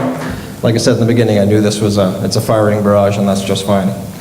So it's important to note that when, you know, Canada's not always, Canada has a history of calling out Saudi Arabia and other regimes who have human rights abuses. There's a whole host of other countries that were going for this deal. whole bunch of other countries that I'm sure a lot of people and some of this room, would be more than happy to slag off this country than they would some of those other countries. There's a reason why the union that's going to be and the union workers that are going to be helping to build those arms to them say this is a good thing for them. This is the biggest manufacturing thing that they're doing there. This is billions and billions of dollars. It's interesting. You can be for manufacturing, but not as soon as you have to make a decision on something and say you support it or not, what do you know? The left never supports these things. And I understand the Liberals have basically been warm to this, but the NDP will never support anything that brings jobs or economic opportunity to this country. Next question, please. My name is Grace Thompson. My question is for Tyler Nesbitt. How do you reconcile your personal stance that it's unfair to expect citizens to complete a long-form census with the Conservative government stance that freedom should sort of take a back seat to security and we should expect to receive warrantless searches and the like? Well, so much misinformation about C-51, and I don't blame you. I mean, it's very peculiar to me. Nathan Cullen and the NDP are always accuse Conservatives of fear-mongering when it's security, when we're trying to keep the country safe. They have no problem fear-mongering and fundraising off this issue. That's exactly what they've done. I encourage anyone, it's a long read, please read that bill. It all starts with an act. So if you're recruiting for ISIS on Facebook, any disruption measure that goes against that person, that has to be reviewed by a judge. We're the only country with our Five Eye allies that actually require a warrant to go and take action against that person. So a lot of fear-mongering, but this is laser beam focused on terrorism, not normal people, not peaceful protesters. So we need to get the facts straight on that. Nathan, you'd like to step in on this one? Well, here's the bill, and what it actually says in the text of the bill is a redefinition of what terrorism is, away from ISIS and Al-Qaeda and all these other things, to say any activity that undermines the security of Canada or interferes with the economic or financial stability of Canada or interferes with critical infrastructure. So, you want to know why Canadian spies were spying on Canadians in northern communities who had the audacity to meet in church basements and paint radical signs that said things like "Save our salmon," or CISA's spies were showing up at the all-native basketball tournament looking for Al-Qaeda and those radical basketball teams. You got to say a government's out of control, and when you combine it with C-51 in this new broad definition of terrorism, there's a reason that previous Liberal and Conservative Prime Ministers stood up against this thing. Previous Supreme Court justices, civil libertarians, folks from across, even the National Firearms Association said this thing was like the gun registry on steroids. This is an attack, a direct attack on our civil liberties and our freedom of speech, and it should be abolished. Tyler would like to rebut. A little more fear-mongering in there. I know that's the modus operandi of the NDP on this. And there's a reason why two parties support this legislation, because it keeps Canadians safe. I think it's totally irresponsible to take things that are accusations and before the courts and to say them like they're de facto, and that's exactly what's happening. Spies, CISA spies were doing this and that. If they were, it's not in the legislation, so they'll be held accountable for that. Those are accusations, but he just throws it out there like that's exactly what happened and they were prosecuted. So, this interfering with economic, this has to do with terrorist acts against our safety and security. These guys have never voted for one security measure in the history of that party. Liberals are a little more measured on those things, and that's where we have them all at more common ground. They've never voted for a security legislation. You want to make the country less safe, they'll come clamoring to us when something happens and there's a terrorist at your doorstep and begging for help. Brad Layton would like to come in. So, really the only thing I'll agree with Tyler on this is there is some misinformation. The Liberals voted for it because it was passing anyway. There was no way we could stop it. And we needed to be able to get a voice into it to get 4 amendments. We wanted 10. We got 4 amendments. But to just vote straight against it, it's passing. It was a majority government. That's how our first past the post works. And to just vote against it and say, well, it's bad, without trying to change it, because we have to live with it till we vote this government out. So you need to do governance the best way that you can. And for just to say nay and not try to change things is irresponsible as well. Don, do you want in on this? Okay. Security versus civil rights. They're both important. We do have to have some security and intelligence that allows us to know and defend us from people who will do us some evil. But the civil rights side of this concerns me very much as well. I had a reliable source tell me years ago, because I'm very involved in the pro-life movement, that CSIS was listening to my phone calls. I don't know if that's true or not, but it was pretty reliable. I'm 80% sure it was happening. And so both things, government can be dangerous if it goes too far, but they've also got a responsibility to defend us from violent acts. And so there has to be some discussion about this, and we need to find that balance. So much in life that is intention, and we need to find balance. It isn't either or sometimes. We have to find the right balance. All right. For the next question, we're going to go to the media panel. I believe that there was a question that came in. Was that right? We've got lots. Oh, we got lots? Okay, well, let's take one of them.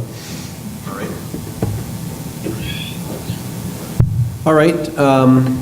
This question is for Brad Layton. If a three-way split minority government forms, would your party form a coalition with the Conservatives or with the NDP? Well, to use Justin's words, Mr. Harper, coalition government, no. The NDP, he's also said no. And I've been asked this question more than once. Right now, we're concentrating on a campaign to win this election. However, when it comes October 20th and the results are in, I think that's when the question is, what are they going to do? If we get a minority conservative government in, I would not be surprised, but I can't speak for the leaders. If I'm voted in, I will have a say. If I don't beat our incumbent, Mr. Nathan, I really don't have much influence in it, and it will be the leaders that decide that at that time. Okay, so we'll go to the floor for the next question. Yeah, hi, Edward Allen. I have a question for the Conservative candidate and for Nathan Cullen, and it relates to trust in governance. The Conservative Party of Canada agreed to a $52,000 fine for being found guilty of electoral fraud. Michael Sonia, who was retained by the Conservative Party during the last federal election, was responsible for what was referred to as robocall and was convicted of preventing or endeavoring to prevent an elector from voting. And then Dean Del Maestro... Sorry, can you get to the question, please? The question is, after the abysmal record of your party, how do you expect Canadians to trust your party to govern? It's interesting, I take an abysmal record of a party to a case of one individual, Michael Sona, who's been prosecuted by the courts. And you know what? I know that one's in the news, but are you aware of the NDP robocalls or some of the other parties? Of course not, because we're in power. I don't know Michael Sona, but anyone who engages in that's going to be held accountable, and you can be sure that this time around in this election, every party is going to be under a laser beam microscope, as they should. I think it's pretty clear that's not a party by any of these parties who've engaged in those things. You hear about us, you don't hear about them. But it's not orchestrated by their parties, because the leaders and the leadership in those parties are a little smarter than that, I would hope. So individuals are going to be prosecuted, as they should, and this is that simple. We'll go back to the... well, you're allowed to direct it to one person, so... we'll go back to the media panel for the next question. I'd like to ask a question submitted from a Caledonia secondary student, which might lighten the mood a little. What will you do to encourage youth involvement in politics? And I'd like to direct this to, let's see here, to Don Spratt. Well, I've been encouraged by the turnout. Well, they have to come out if it's in their class schedule, I guess. But encouraged by the questions that they've had, very, very good questions. And I think that process in itself, during this election, I understand this hasn't been done so much before with schools, going into schools, and I think that kind of whets their appetite for it and gets them thinking. And so I think that's a program that doesn't really cost a lot of money, that works very well. But I can't really say much more than that. I think that parents should be encouraging their children to pay attention, talking around the table, the dinner table, about issues and so forth, and teach them that it's important to vote and to vote principles. Okay, thank you for that. We'll take the next question from the floor. I've got a question for Nathan. You know Joe Oliver? Yeah, nice guy, kind of quiet these days. But I was just wondering, the Fraser Institute receives funding from the Koch brothers, so I was just wondering, did Joe ever tell you that he thought that the Fraser Institute was a bunch of foreign-funded radicals? You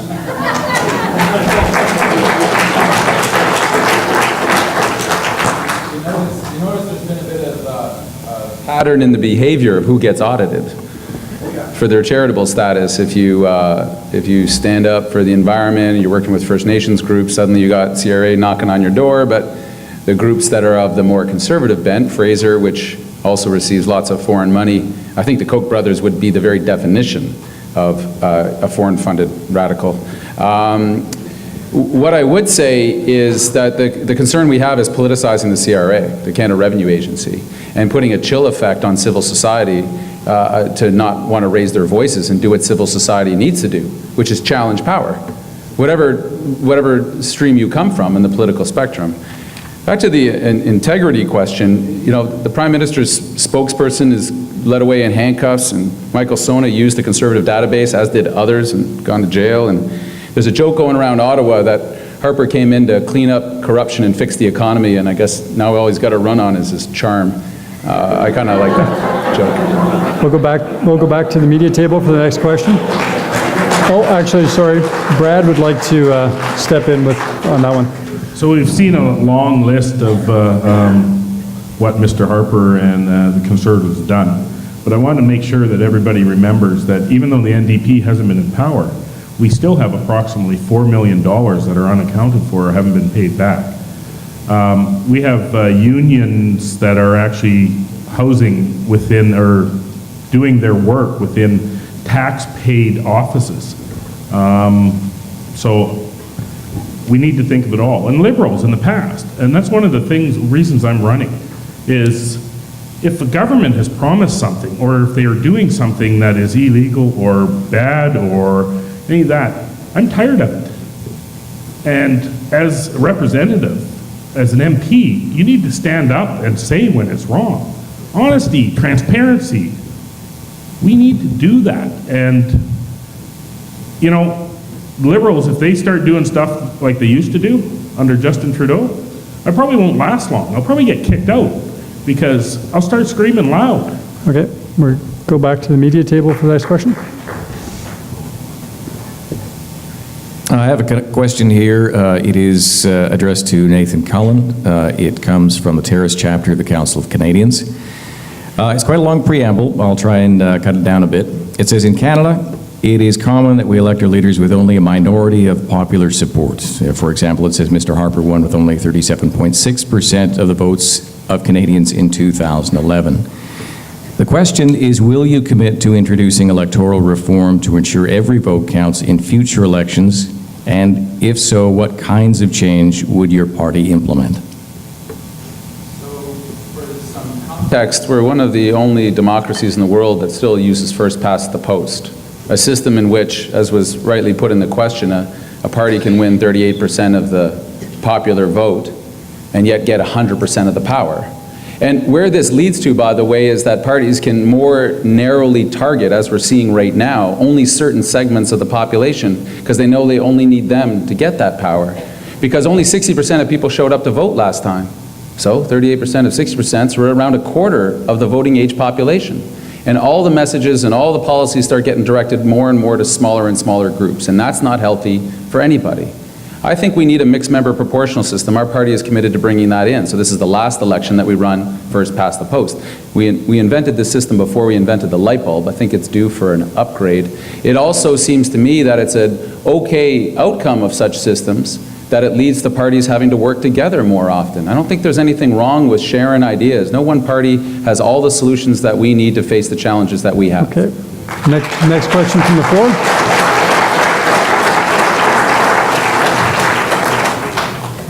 My name's Iksam Hana'ah. I'm from Kitsim Kalam, and I came here tonight with an open mind because I was told one of the candidates would move me away from my original choice. I'm here to say no. I've been even more deeply insulted and offended by some of the comments than anything else. I'd just like to, before I get to my question, I'm not a terrorist. I did not sign an LNG agreement. But if an LNG goes through my territory without any kind of consultation with myself or the people in my community, I will be out there to protest. And if Bill C-51 decides to label me a terrorist, then that is not a government I can support, and that is not a party I can support. As for the other comments made regarding... Sorry, can you get to the question? Yeah, I will. I don't see how any party... My question is for...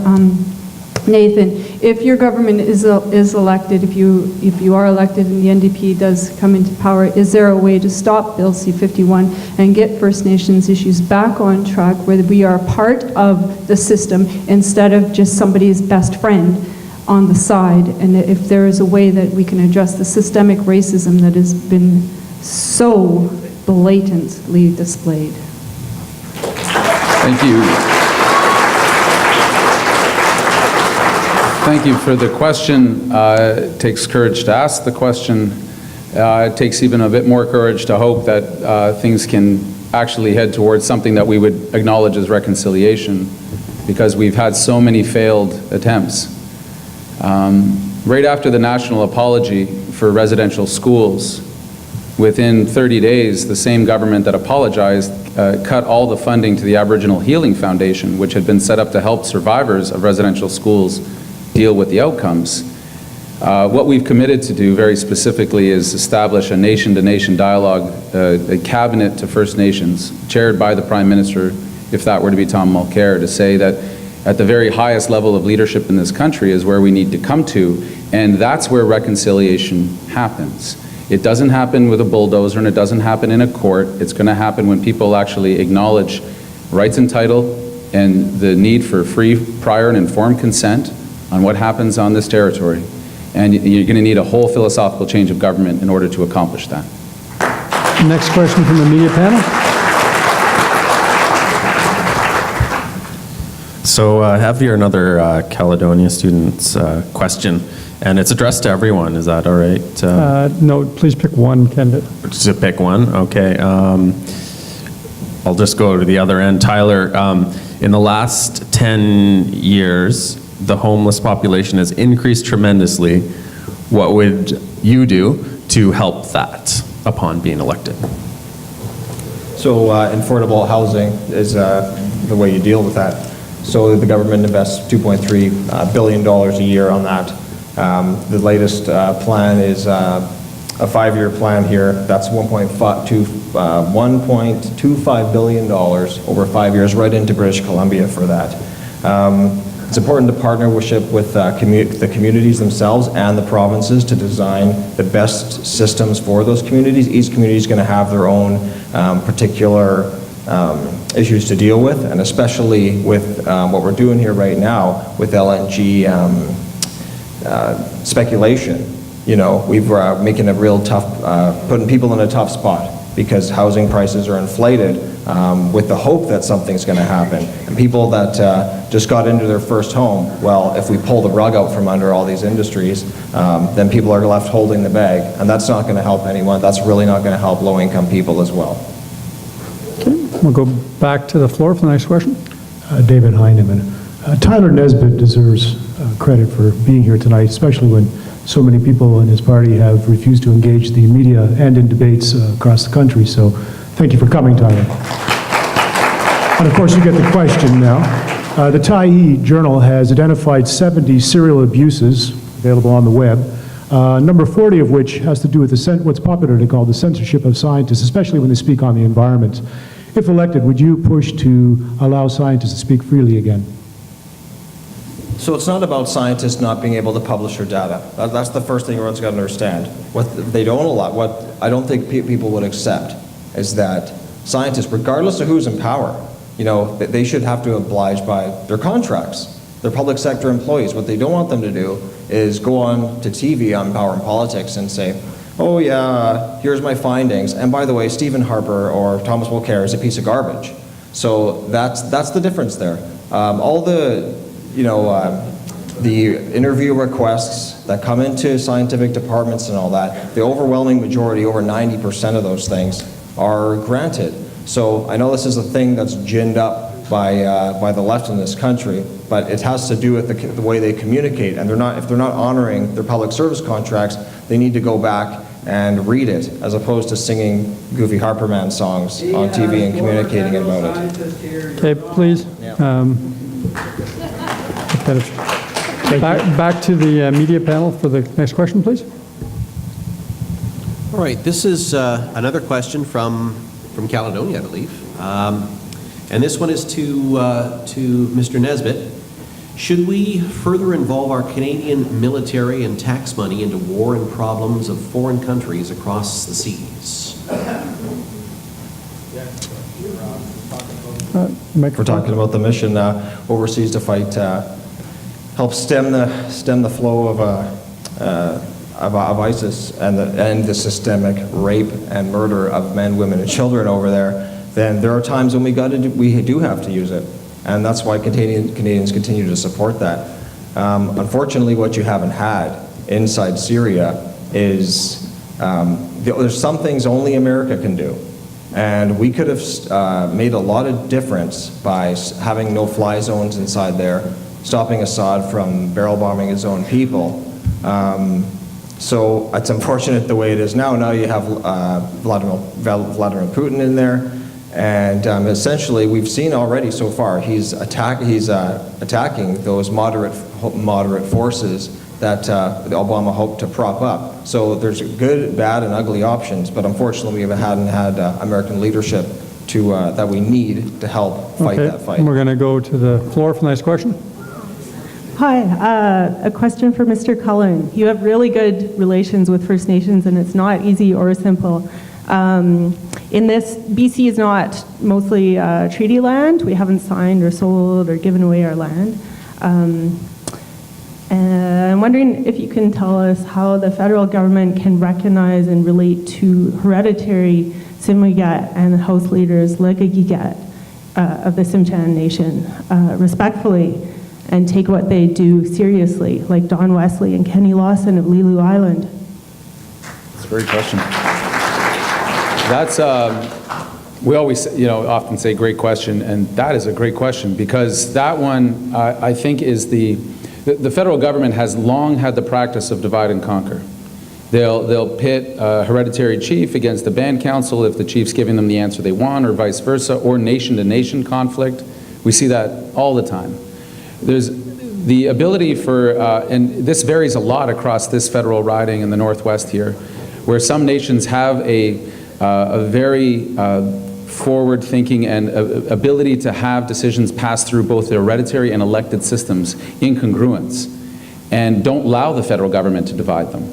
So there's a whole bunch of, this actually comes down to some investment, but primarily recognition of the hereditary role to be played in decisions that happen outside of the reserve. Because a lot of these agreements Tyler was talking about earlier are band chiefs and councillors signing things that happen out on the land, which the Federal Indian Act doesn't allow them to do. But the government's going to take that signature because they want the yes. We need to bring people together, not divide them apart. All right. We're running short on time, so what we're going to do is we'll take the question from the floor, and then we'll take 3 more questions from the media panel to wrap up.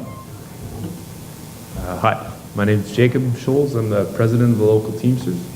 I'd like Tyler or Nathan, I guess just to Nathan. Every time we've gone on strike or attempted to go on strike in the past 8 years, the government's been hasty to legislate us back to work almost immediately. Nathan, if you form government, what will the NDP do to respect our right to collective bargaining? Right. So what the Constitution is actually protects people to is to have free, fair collective bargaining rights. And people fought generations. And it actually works out better for the employer when the bargaining table is where things are settled, rather than lockouts, rather than strikes. And the problem that occurs is, like in the Canada Post situation or in many others, when the government has their back-to-work legislation ready before the two parties have even negotiated, what's the sense of negotiating? Right? Because the employer knows. They phoned up the Prime Minister's office and said, get the bill ready for us so that we don't have to negotiate the same way. Negotiating fair collective agreements works out for the employees and it works out for the employer. There's less strife, there's less conflict, and it's better for the economy. This idea that you just keep forcing people out of work, either through strike or through lockout, and then forcing them back into work, lowers productivity, creates more conflict, and doesn't do anything for our economy, and certainly doesn't do anything for workers' families. So force people to the table to actually negotiate a fair deal is good for both sides. Thank you. We'll turn to the media table for the last 3 questions. I'll change that. We'll do 3 from the media, and then we'll do 1 from the floor. So you get the last question at the very end. So 3 from the media first. Question for Mr. Layton. I'm curious what the Liberal platform is. We've talked a little bit about infrastructure. We've talked about the possibility of affordable housing. Childcare is something I don't think we've touched on tonight. Can you explain how you will help people provide affordable childcare in Canada? That is a good question too. The Liberals we've put out a broad plan that fits together in lots of ways. One is we need to put more money in Canadians' pockets. Through affordable housing, untaxed childcare benefits, lower taxes, do that. Plus, we also, in our infrastructure, we also have things to address costs within our infrastructure program that include daycares. So we need to put all this together. Just one thing, like a $15 daycare, which is going to be really hard to do on the NDP side when you need 40% of the funds to come from the province. You need to take everywhere you can and put a plan together that meshes to benefit in all our categories. Okay. Next question from the floor. Or sorry, from the next written question. The media floor. Yes, the media floor. All right, this is a question from the Terrace Chapter Council of Canadians, Bruce Bidgood. I'm going to shorten this a little bit. Given that there are over $100 billion of proposed resource extraction, I should stop, this is for Nathan Cullen, by the way. Proposed resource extraction and industrial development projects in Northwest BC, do you commit to reinstating protection on the 99% of lakes and rivers deleted from the Navigable Waters Protection Act? Everybody knows what the Navigable Waters Protection Act is. It was a 100-year-old act that was virtually eliminated in one of those great omnibus bills the government brings out, hey? Hundreds of pages deleting all sorts of different aspects of Canadian law. It was about the free flow of navigation, our rights to navigate through lakes and waters. It, yes, will restore the Navigable Waters Protection Act, which was broadly supported by fishing and hunting and land conservation groups across the country, and particularly here in BC. But further to that, we need a comprehensive environmental assessment process for all of these projects. Look how perverted this thing has become, distorted, that the Kinder Morgan pipeline is being reviewed by this impartial scientific board. The lobbyist for Kinder Morgan was placed on the review panel for Kinder Morgan by Stephen Harper. The National Energy Board actually had to suspend its own hearings because they were in a conflict of interest. Because the government thought it was a good idea to have the lobbyist for the oil company review and then rubber stamp the same project. We need a much, much more fulsome project than that. Okay. One more question from the media panel. All right, this question is for Tyler Nesbitt, in a way a follow-up to what we just heard. Do you consider the Harper government's use of omnibus bills a legitimate democratic process that you would support should you become our MP? Omnibus bills are a result of having minority governments in place for multiple years. And these other guys would say they wouldn't support it. Sure they would. I'm going to go back to the Navigable Waters Act. I think has absolutely nothing to do with the environment and the Species at Risk Act and other things. Laugh all you want, but that's exactly what it does. You should read the act. So that comment, exact comment, that he puts taxpayer-funded mailers to your houses, I use mine for Firestarter. So with those, it says in there 98% of the waters aren't protected. Thomas Mulcair made that exact same statement. And FactScan Canada, Canada's fact-checking website, nonpartisan website, they called that misleading, because it is. Because that's the modus operandi of the NDP, is to mislead, misinform. Everyone will just keep buying in. And with Species at Risk Act and all those things, talk to a construction person. Every single thing that you do around water and fish requires Golder Associates, Triton Marine, one of those guys, to do an assessment on it. So Nathan Cullen would like to rebut to that. I'm hurt. Firestarter, man. We put a lot of work into those things, and the facts that we rely on are the facts that are presented in the legislation, which it helps to read, and what the Navigable Waters Protection Act did exactly that, unless all those hunting and fishing and conservation groups are part of that radical fringe. The omnibus bill was the question. And what omnibus bills used to be 10, 15, 20 pages long. They were caretaking bills. And then suddenly they got on steroids with this government. It didn't happen during minority parliaments, it happened during majority parliaments. Hundreds of pages. We had a bill come through 800 pages long. We were changing a federal statute and voting on it every 60 seconds. MPs had no idea what was in that bill. None of them did. And we would plead with the government for more time, and they'd bring in a second thing which would put the bill under time allocation, meaning you couldn't debate it. Meaning you couldn't bring in witnesses and ask questions. It was ridiculous. You know who used to hate omnibus bills when he was in opposition? Stephen Harper. He said it was an abuse of power and it was unfair to ask MPs to vote against their conscience. Who turned around and showed himself to be the hypocrite that he was? Same guy. Okay. Last question of the night from the floor. Hello, my name is Matt, and my question's for Nathan. I was just wondering, knowing that your leader based most of his political career on conservative views in Quebec, and now that before he was in favor of selling fresh water to the Americans and privatizing a national park, do you really think he'd change his view and mind now? Well, I'd question whether he believed those things, because I've read the quotes in French and English and talked about whether the government should study aspects of it. Has he changed his mind? Yes. And imagine that. Imagine politicians changing their minds. This is an interesting thing, because the ability to, first of all, we have to have questions be able to be put forward. I think that's fine. I think we can study things, and Tom has been absolutely clear since then. I mean, these things are going to happen. It's an interesting time in politics now, not just video from when somebody's in Parliament. Any Facebook post and tweet that somebody happened to send off is now available for everybody to pick and we've been losing candidates, every party has, every 6 days. But no, we have voted clearly, Tom has voted clearly in the House of Commons that we will not sell bulk water. We actually stopped a sale of bulk water in 2006. The American compact states were attempting to do an interbasin transfer. Parliament actually got together, Conservatives and NDP and Liberals. Brad, voted it down. Brad would like to rebut. Do that one over my left shoulder. With flair.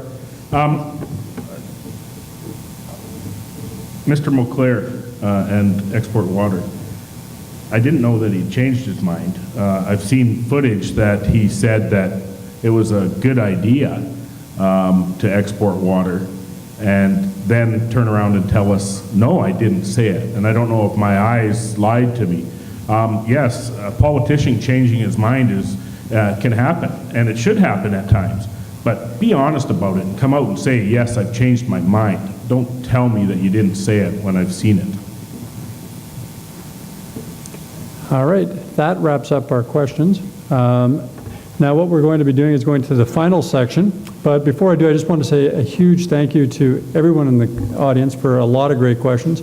As a relative newcomer to this region, I can honestly say I've learned a lot, so I hope everyone else has as well. The final segment of today's debate is the closing statement, and we're going to do that in reverse order. And so Nathan will lead off, and then we'll come back this way. Each candidate gets 3 minutes to sum up their key messages, and as I said, Nathan will start.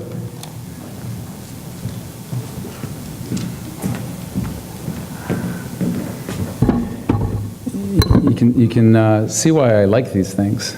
I love the cut and thrust and the issues that were brought up here this evening, both by you and by our I think it was celebrity media panel. I thank you deeply all for being here. I'm reflecting on a program we've run for a number of years called Create Your Canada. I started it up a number of years ago, and what it did was, it was like a competition for kids in high school to write a bill, an idea down, one page, on anything they wanted to see that would make the country a better place. And you should have seen some of the ideas that our young people came forward with. And one year, a group of girls from Smithers won, because they had learned that Canada was still exporting asbestos, even though we had banned its use here in Canada, and they wanted that to stop. And the parties in Ottawa, our party moved quickly, the Liberals took a little bit more time, the Conservatives eventually came over, and because of the inspiration of those 3 young women, we've now banned export of asbestos out of this country. And it reminds me of what we need to do. Yeah, we can clap for that. Which is the ability to have more faith in the electorate. Not just our young people, but voting people, and not treat people so ignorantly. To say that we're all going to fall for an attack ad and for scaremongering and fear-mongering and a terrorist under every bed. That there are important and critical issues, security being one of them, that this country faces. I would argue that one of the deepest issues that we face in this election, which is an incredibly important election, is our democracy itself. How is it that representatives come forward and represent you on the national stage? Another sign of hope was a backbencher bill. It came from a Conservative to try to more often free up MPs, loosen the control of the leaders of all parties that they have right now. I supported that bill, as did many of my colleagues. It passed. The Senate almost killed it. I'd like to get rid of them. But the notion is that we got to move to a much more representative and fair exchange of ideas. I worry about this almost like a Republican creep that's going on in our politics. Nastier, more bitter, more insulting to our intelligence. So what do we do with this? Well, we get together and we talk to neighbors. The last 11 years, I don't call this a job. It's not the right word for it. It has to be a vocation, a calling. It has to be something that you invest every bit of your heart and soul into. Representing the northwest of British Columbia in our nation's capital and right across this country has been the greatest privilege of my life. It shows, I think, that Skeena is on the map and we matter, and that the issues and the challenges that we face here and the solutions we come up with can instruct the rest of the country. It's been an honor to be with you here tonight. Come out and vote on October 19th and bring someone with you that hasn't, a young person, someone who's lost faith. Bring them along so we can re-inspire and reinvigorate, put new life into this great country of ours. Thank you so much.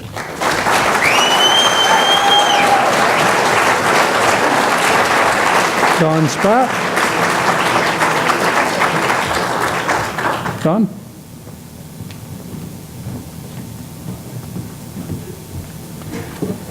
You know, our rights ultimately come from God.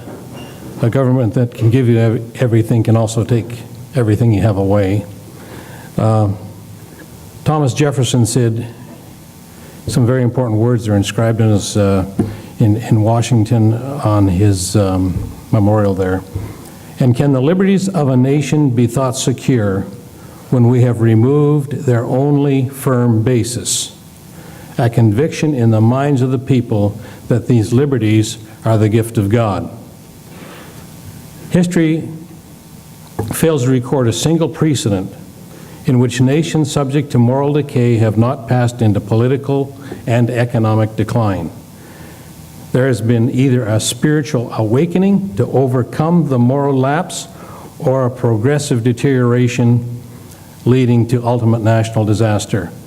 The Christian Heritage Party loves this country. We love children from the womb and respect life right to natural death. And we want to defend that, because countries that have gone away from respect for God and life, there's been disasters. I spent a lot of time in the former Soviet Union, and I saw the disaster of those 70 years under communism and the way they lived. We don't want to go there. I've seen the children work with orphanages there. We don't want that in our country. We need to strengthen our families. We need to turn back to the things that were wisdom that our forefathers and mothers gave us when this country was established. They respected God, and they respected the rule of law, which comes from God ultimately. We need to just return to what makes us a free country that isn't just for the politically correct and the powerful, but for all Canadians. I have a right to speak, just like you do, but there's people in this country that don't want me to speak, and there's a lady that's a friend of ours in prison tonight, spent over 10 years simply because she'll go in front of an abortuary and say, "Why, Mom, when I've got so much love to give?" And she's a victim of it, she says herself, because she has had abortions in the past. And she's repented of that, and she ministers to women in prison. And she's there, why? Because she has a different opinion than seems to be what's politically correct today. That isn't justice. That isn't equal justice.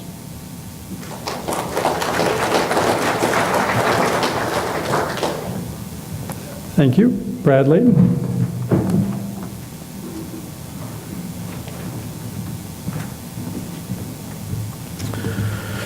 So first, I'd like to thank you all for your participation. I'd really like to thank the candidates as well. I mean, this is our 11th or 12th of these. We got 5 more to go, guys. It's not an easy thing. And when we're asked questions, we get 1 minute to answer. And I know most of you realize that in 1 minute, we give you a very small picture of something in our policy. And I'm hoping that you don't take that as a full answer. And you actually, if you are concerned or want to know the full answer to your questions, that you research it or track us down and get better answers. You guys tonight being here, in sense, are ambassadors. Not all of Terrace is here. Not all your family, not all your friends are here. So you need to take what you've seen tonight and what you've heard for answers and discuss it with your friends, family, co-workers. And if you still have questions, you need to follow them up. You need to be an informed voter. So October 19th, as Nathan said, take another person with you. Make sure that people go out and vote. In the Liberal plan, we're geared toward building the economy and keeping our environment safe at the same time. They don't have to be exclusive, and I say they are actually dependent on each other. I believe on October 19th, the Liberal Party of Canada will form the new government, and the polls are starting to show this. I want to be a part of that government to ensure that our voice is heard, the Skeena Bulkley Valley riding, heard in the governing discussions and decisions. One of the reasons I ran is I have a real sense that our elected officials need to be held accountable for what they promise and what they tell us they're going to do and they don't. Right back to a Liberal one, Chrétien. Well, we'll get rid of the GST. Well, that didn't happen. There's got to be accountability, and that's why I'm running. We need to have our voice heard in Ottawa, not Ottawa telling us what they're doing for us. So I have a natural loud voice, and I like talking to people.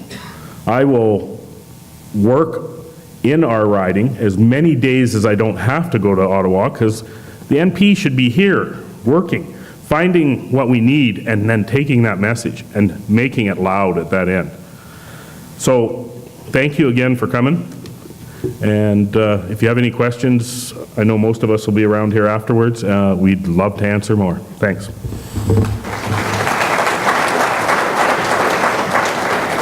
And the last formal presentation from Tyler.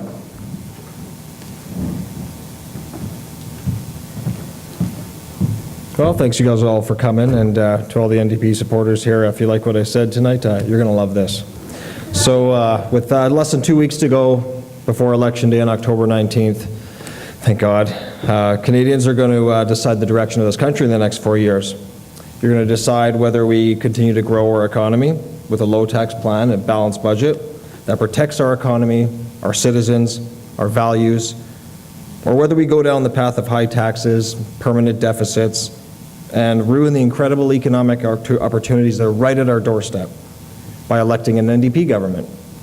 An NDP government will wreck our economy, just like they did in this province 20 years ago, just like they've done in Manitoba, and just like they're doing in Alberta. They're proposing billions of dollars in new spending. They have no plan for how to pay for that. Their plans will cause business closures, downsizing, and job loss in the Northwest. Essentially, every single policy the NDP's proposed will hurt the economy of the Northwest.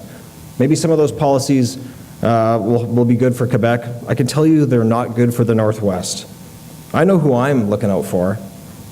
We need to ask ourselves important questions here with respect to what they're proposing and how their policies are going to affect our lives right here. How does it help job creators to impose huge payroll taxes on them for a worker that's earning $50,000 a year to take $1,500 out of their pocket, and every small business that has to pay $1,500 for every single worker they have? How does it help Northwest communities by imposing a carbon trading scheme that all experts agree will do absolutely nothing to reduce climate change and will just increase the cost of everything we use in our daily lives, including for low-income people, gas and groceries and energy to heat your home? How does it help parents by getting rid of the universal child care benefit or the family tax cut? How does it help seniors to get rid of their pension income splitting, their TFSAs, or the single and widowed tax credit? Your vote has real consequences, and I'm asking you to help protect our economy, our jobs, and our way of life. So if I'm lucky enough to be elected, I'm going to measure my success by how many jobs I helped create, not kill. How many families are still working here, not by how many left, and by how fewer people are living in poverty instead of putting more people in it. So I'm Tyler Nesbitt. October 19th, with your support, we can seize opportunity and do some great things in this riding, but only if we work together. It's been an honor being with these guys at the table. Thanks for coming out.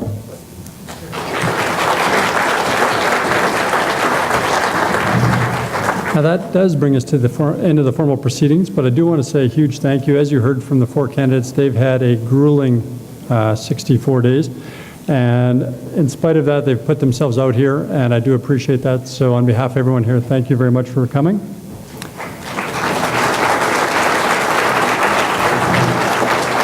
I'd also like to echo a few statements that they made. One, thanks to everyone who came out this evening. And thanks to all of you who are online or on TV tuning into tonight's proceedings. And thank you to our sponsors and volunteers. First, the Terrace Standard, and I'd like to particularly acknowledge Rod Link, who's done so much behind the scenes. So I don't know who Rod is, but take a stand up, Rod. Also, the Terrace and District Chamber of Commerce for their co-sponsorship. The Terrace Toastmasters, the Skeena Valley Rotary Club, the Remley Theatre, and the BC Northern Real Estate Board. And of course, a big thank you to our media sponsors. As you leave tonight, I also want to echo what a number of our candidates said, which is make sure you get out and vote. I know if you're here, you obviously think you're passionate about it, and I expect to see you at the ballot box, but phone a friend, bring two. I do encourage you to get others out and get as many people to the ballot box as possible. Or failing that, in the words of Al Capone, vote early and vote often. So have a great night.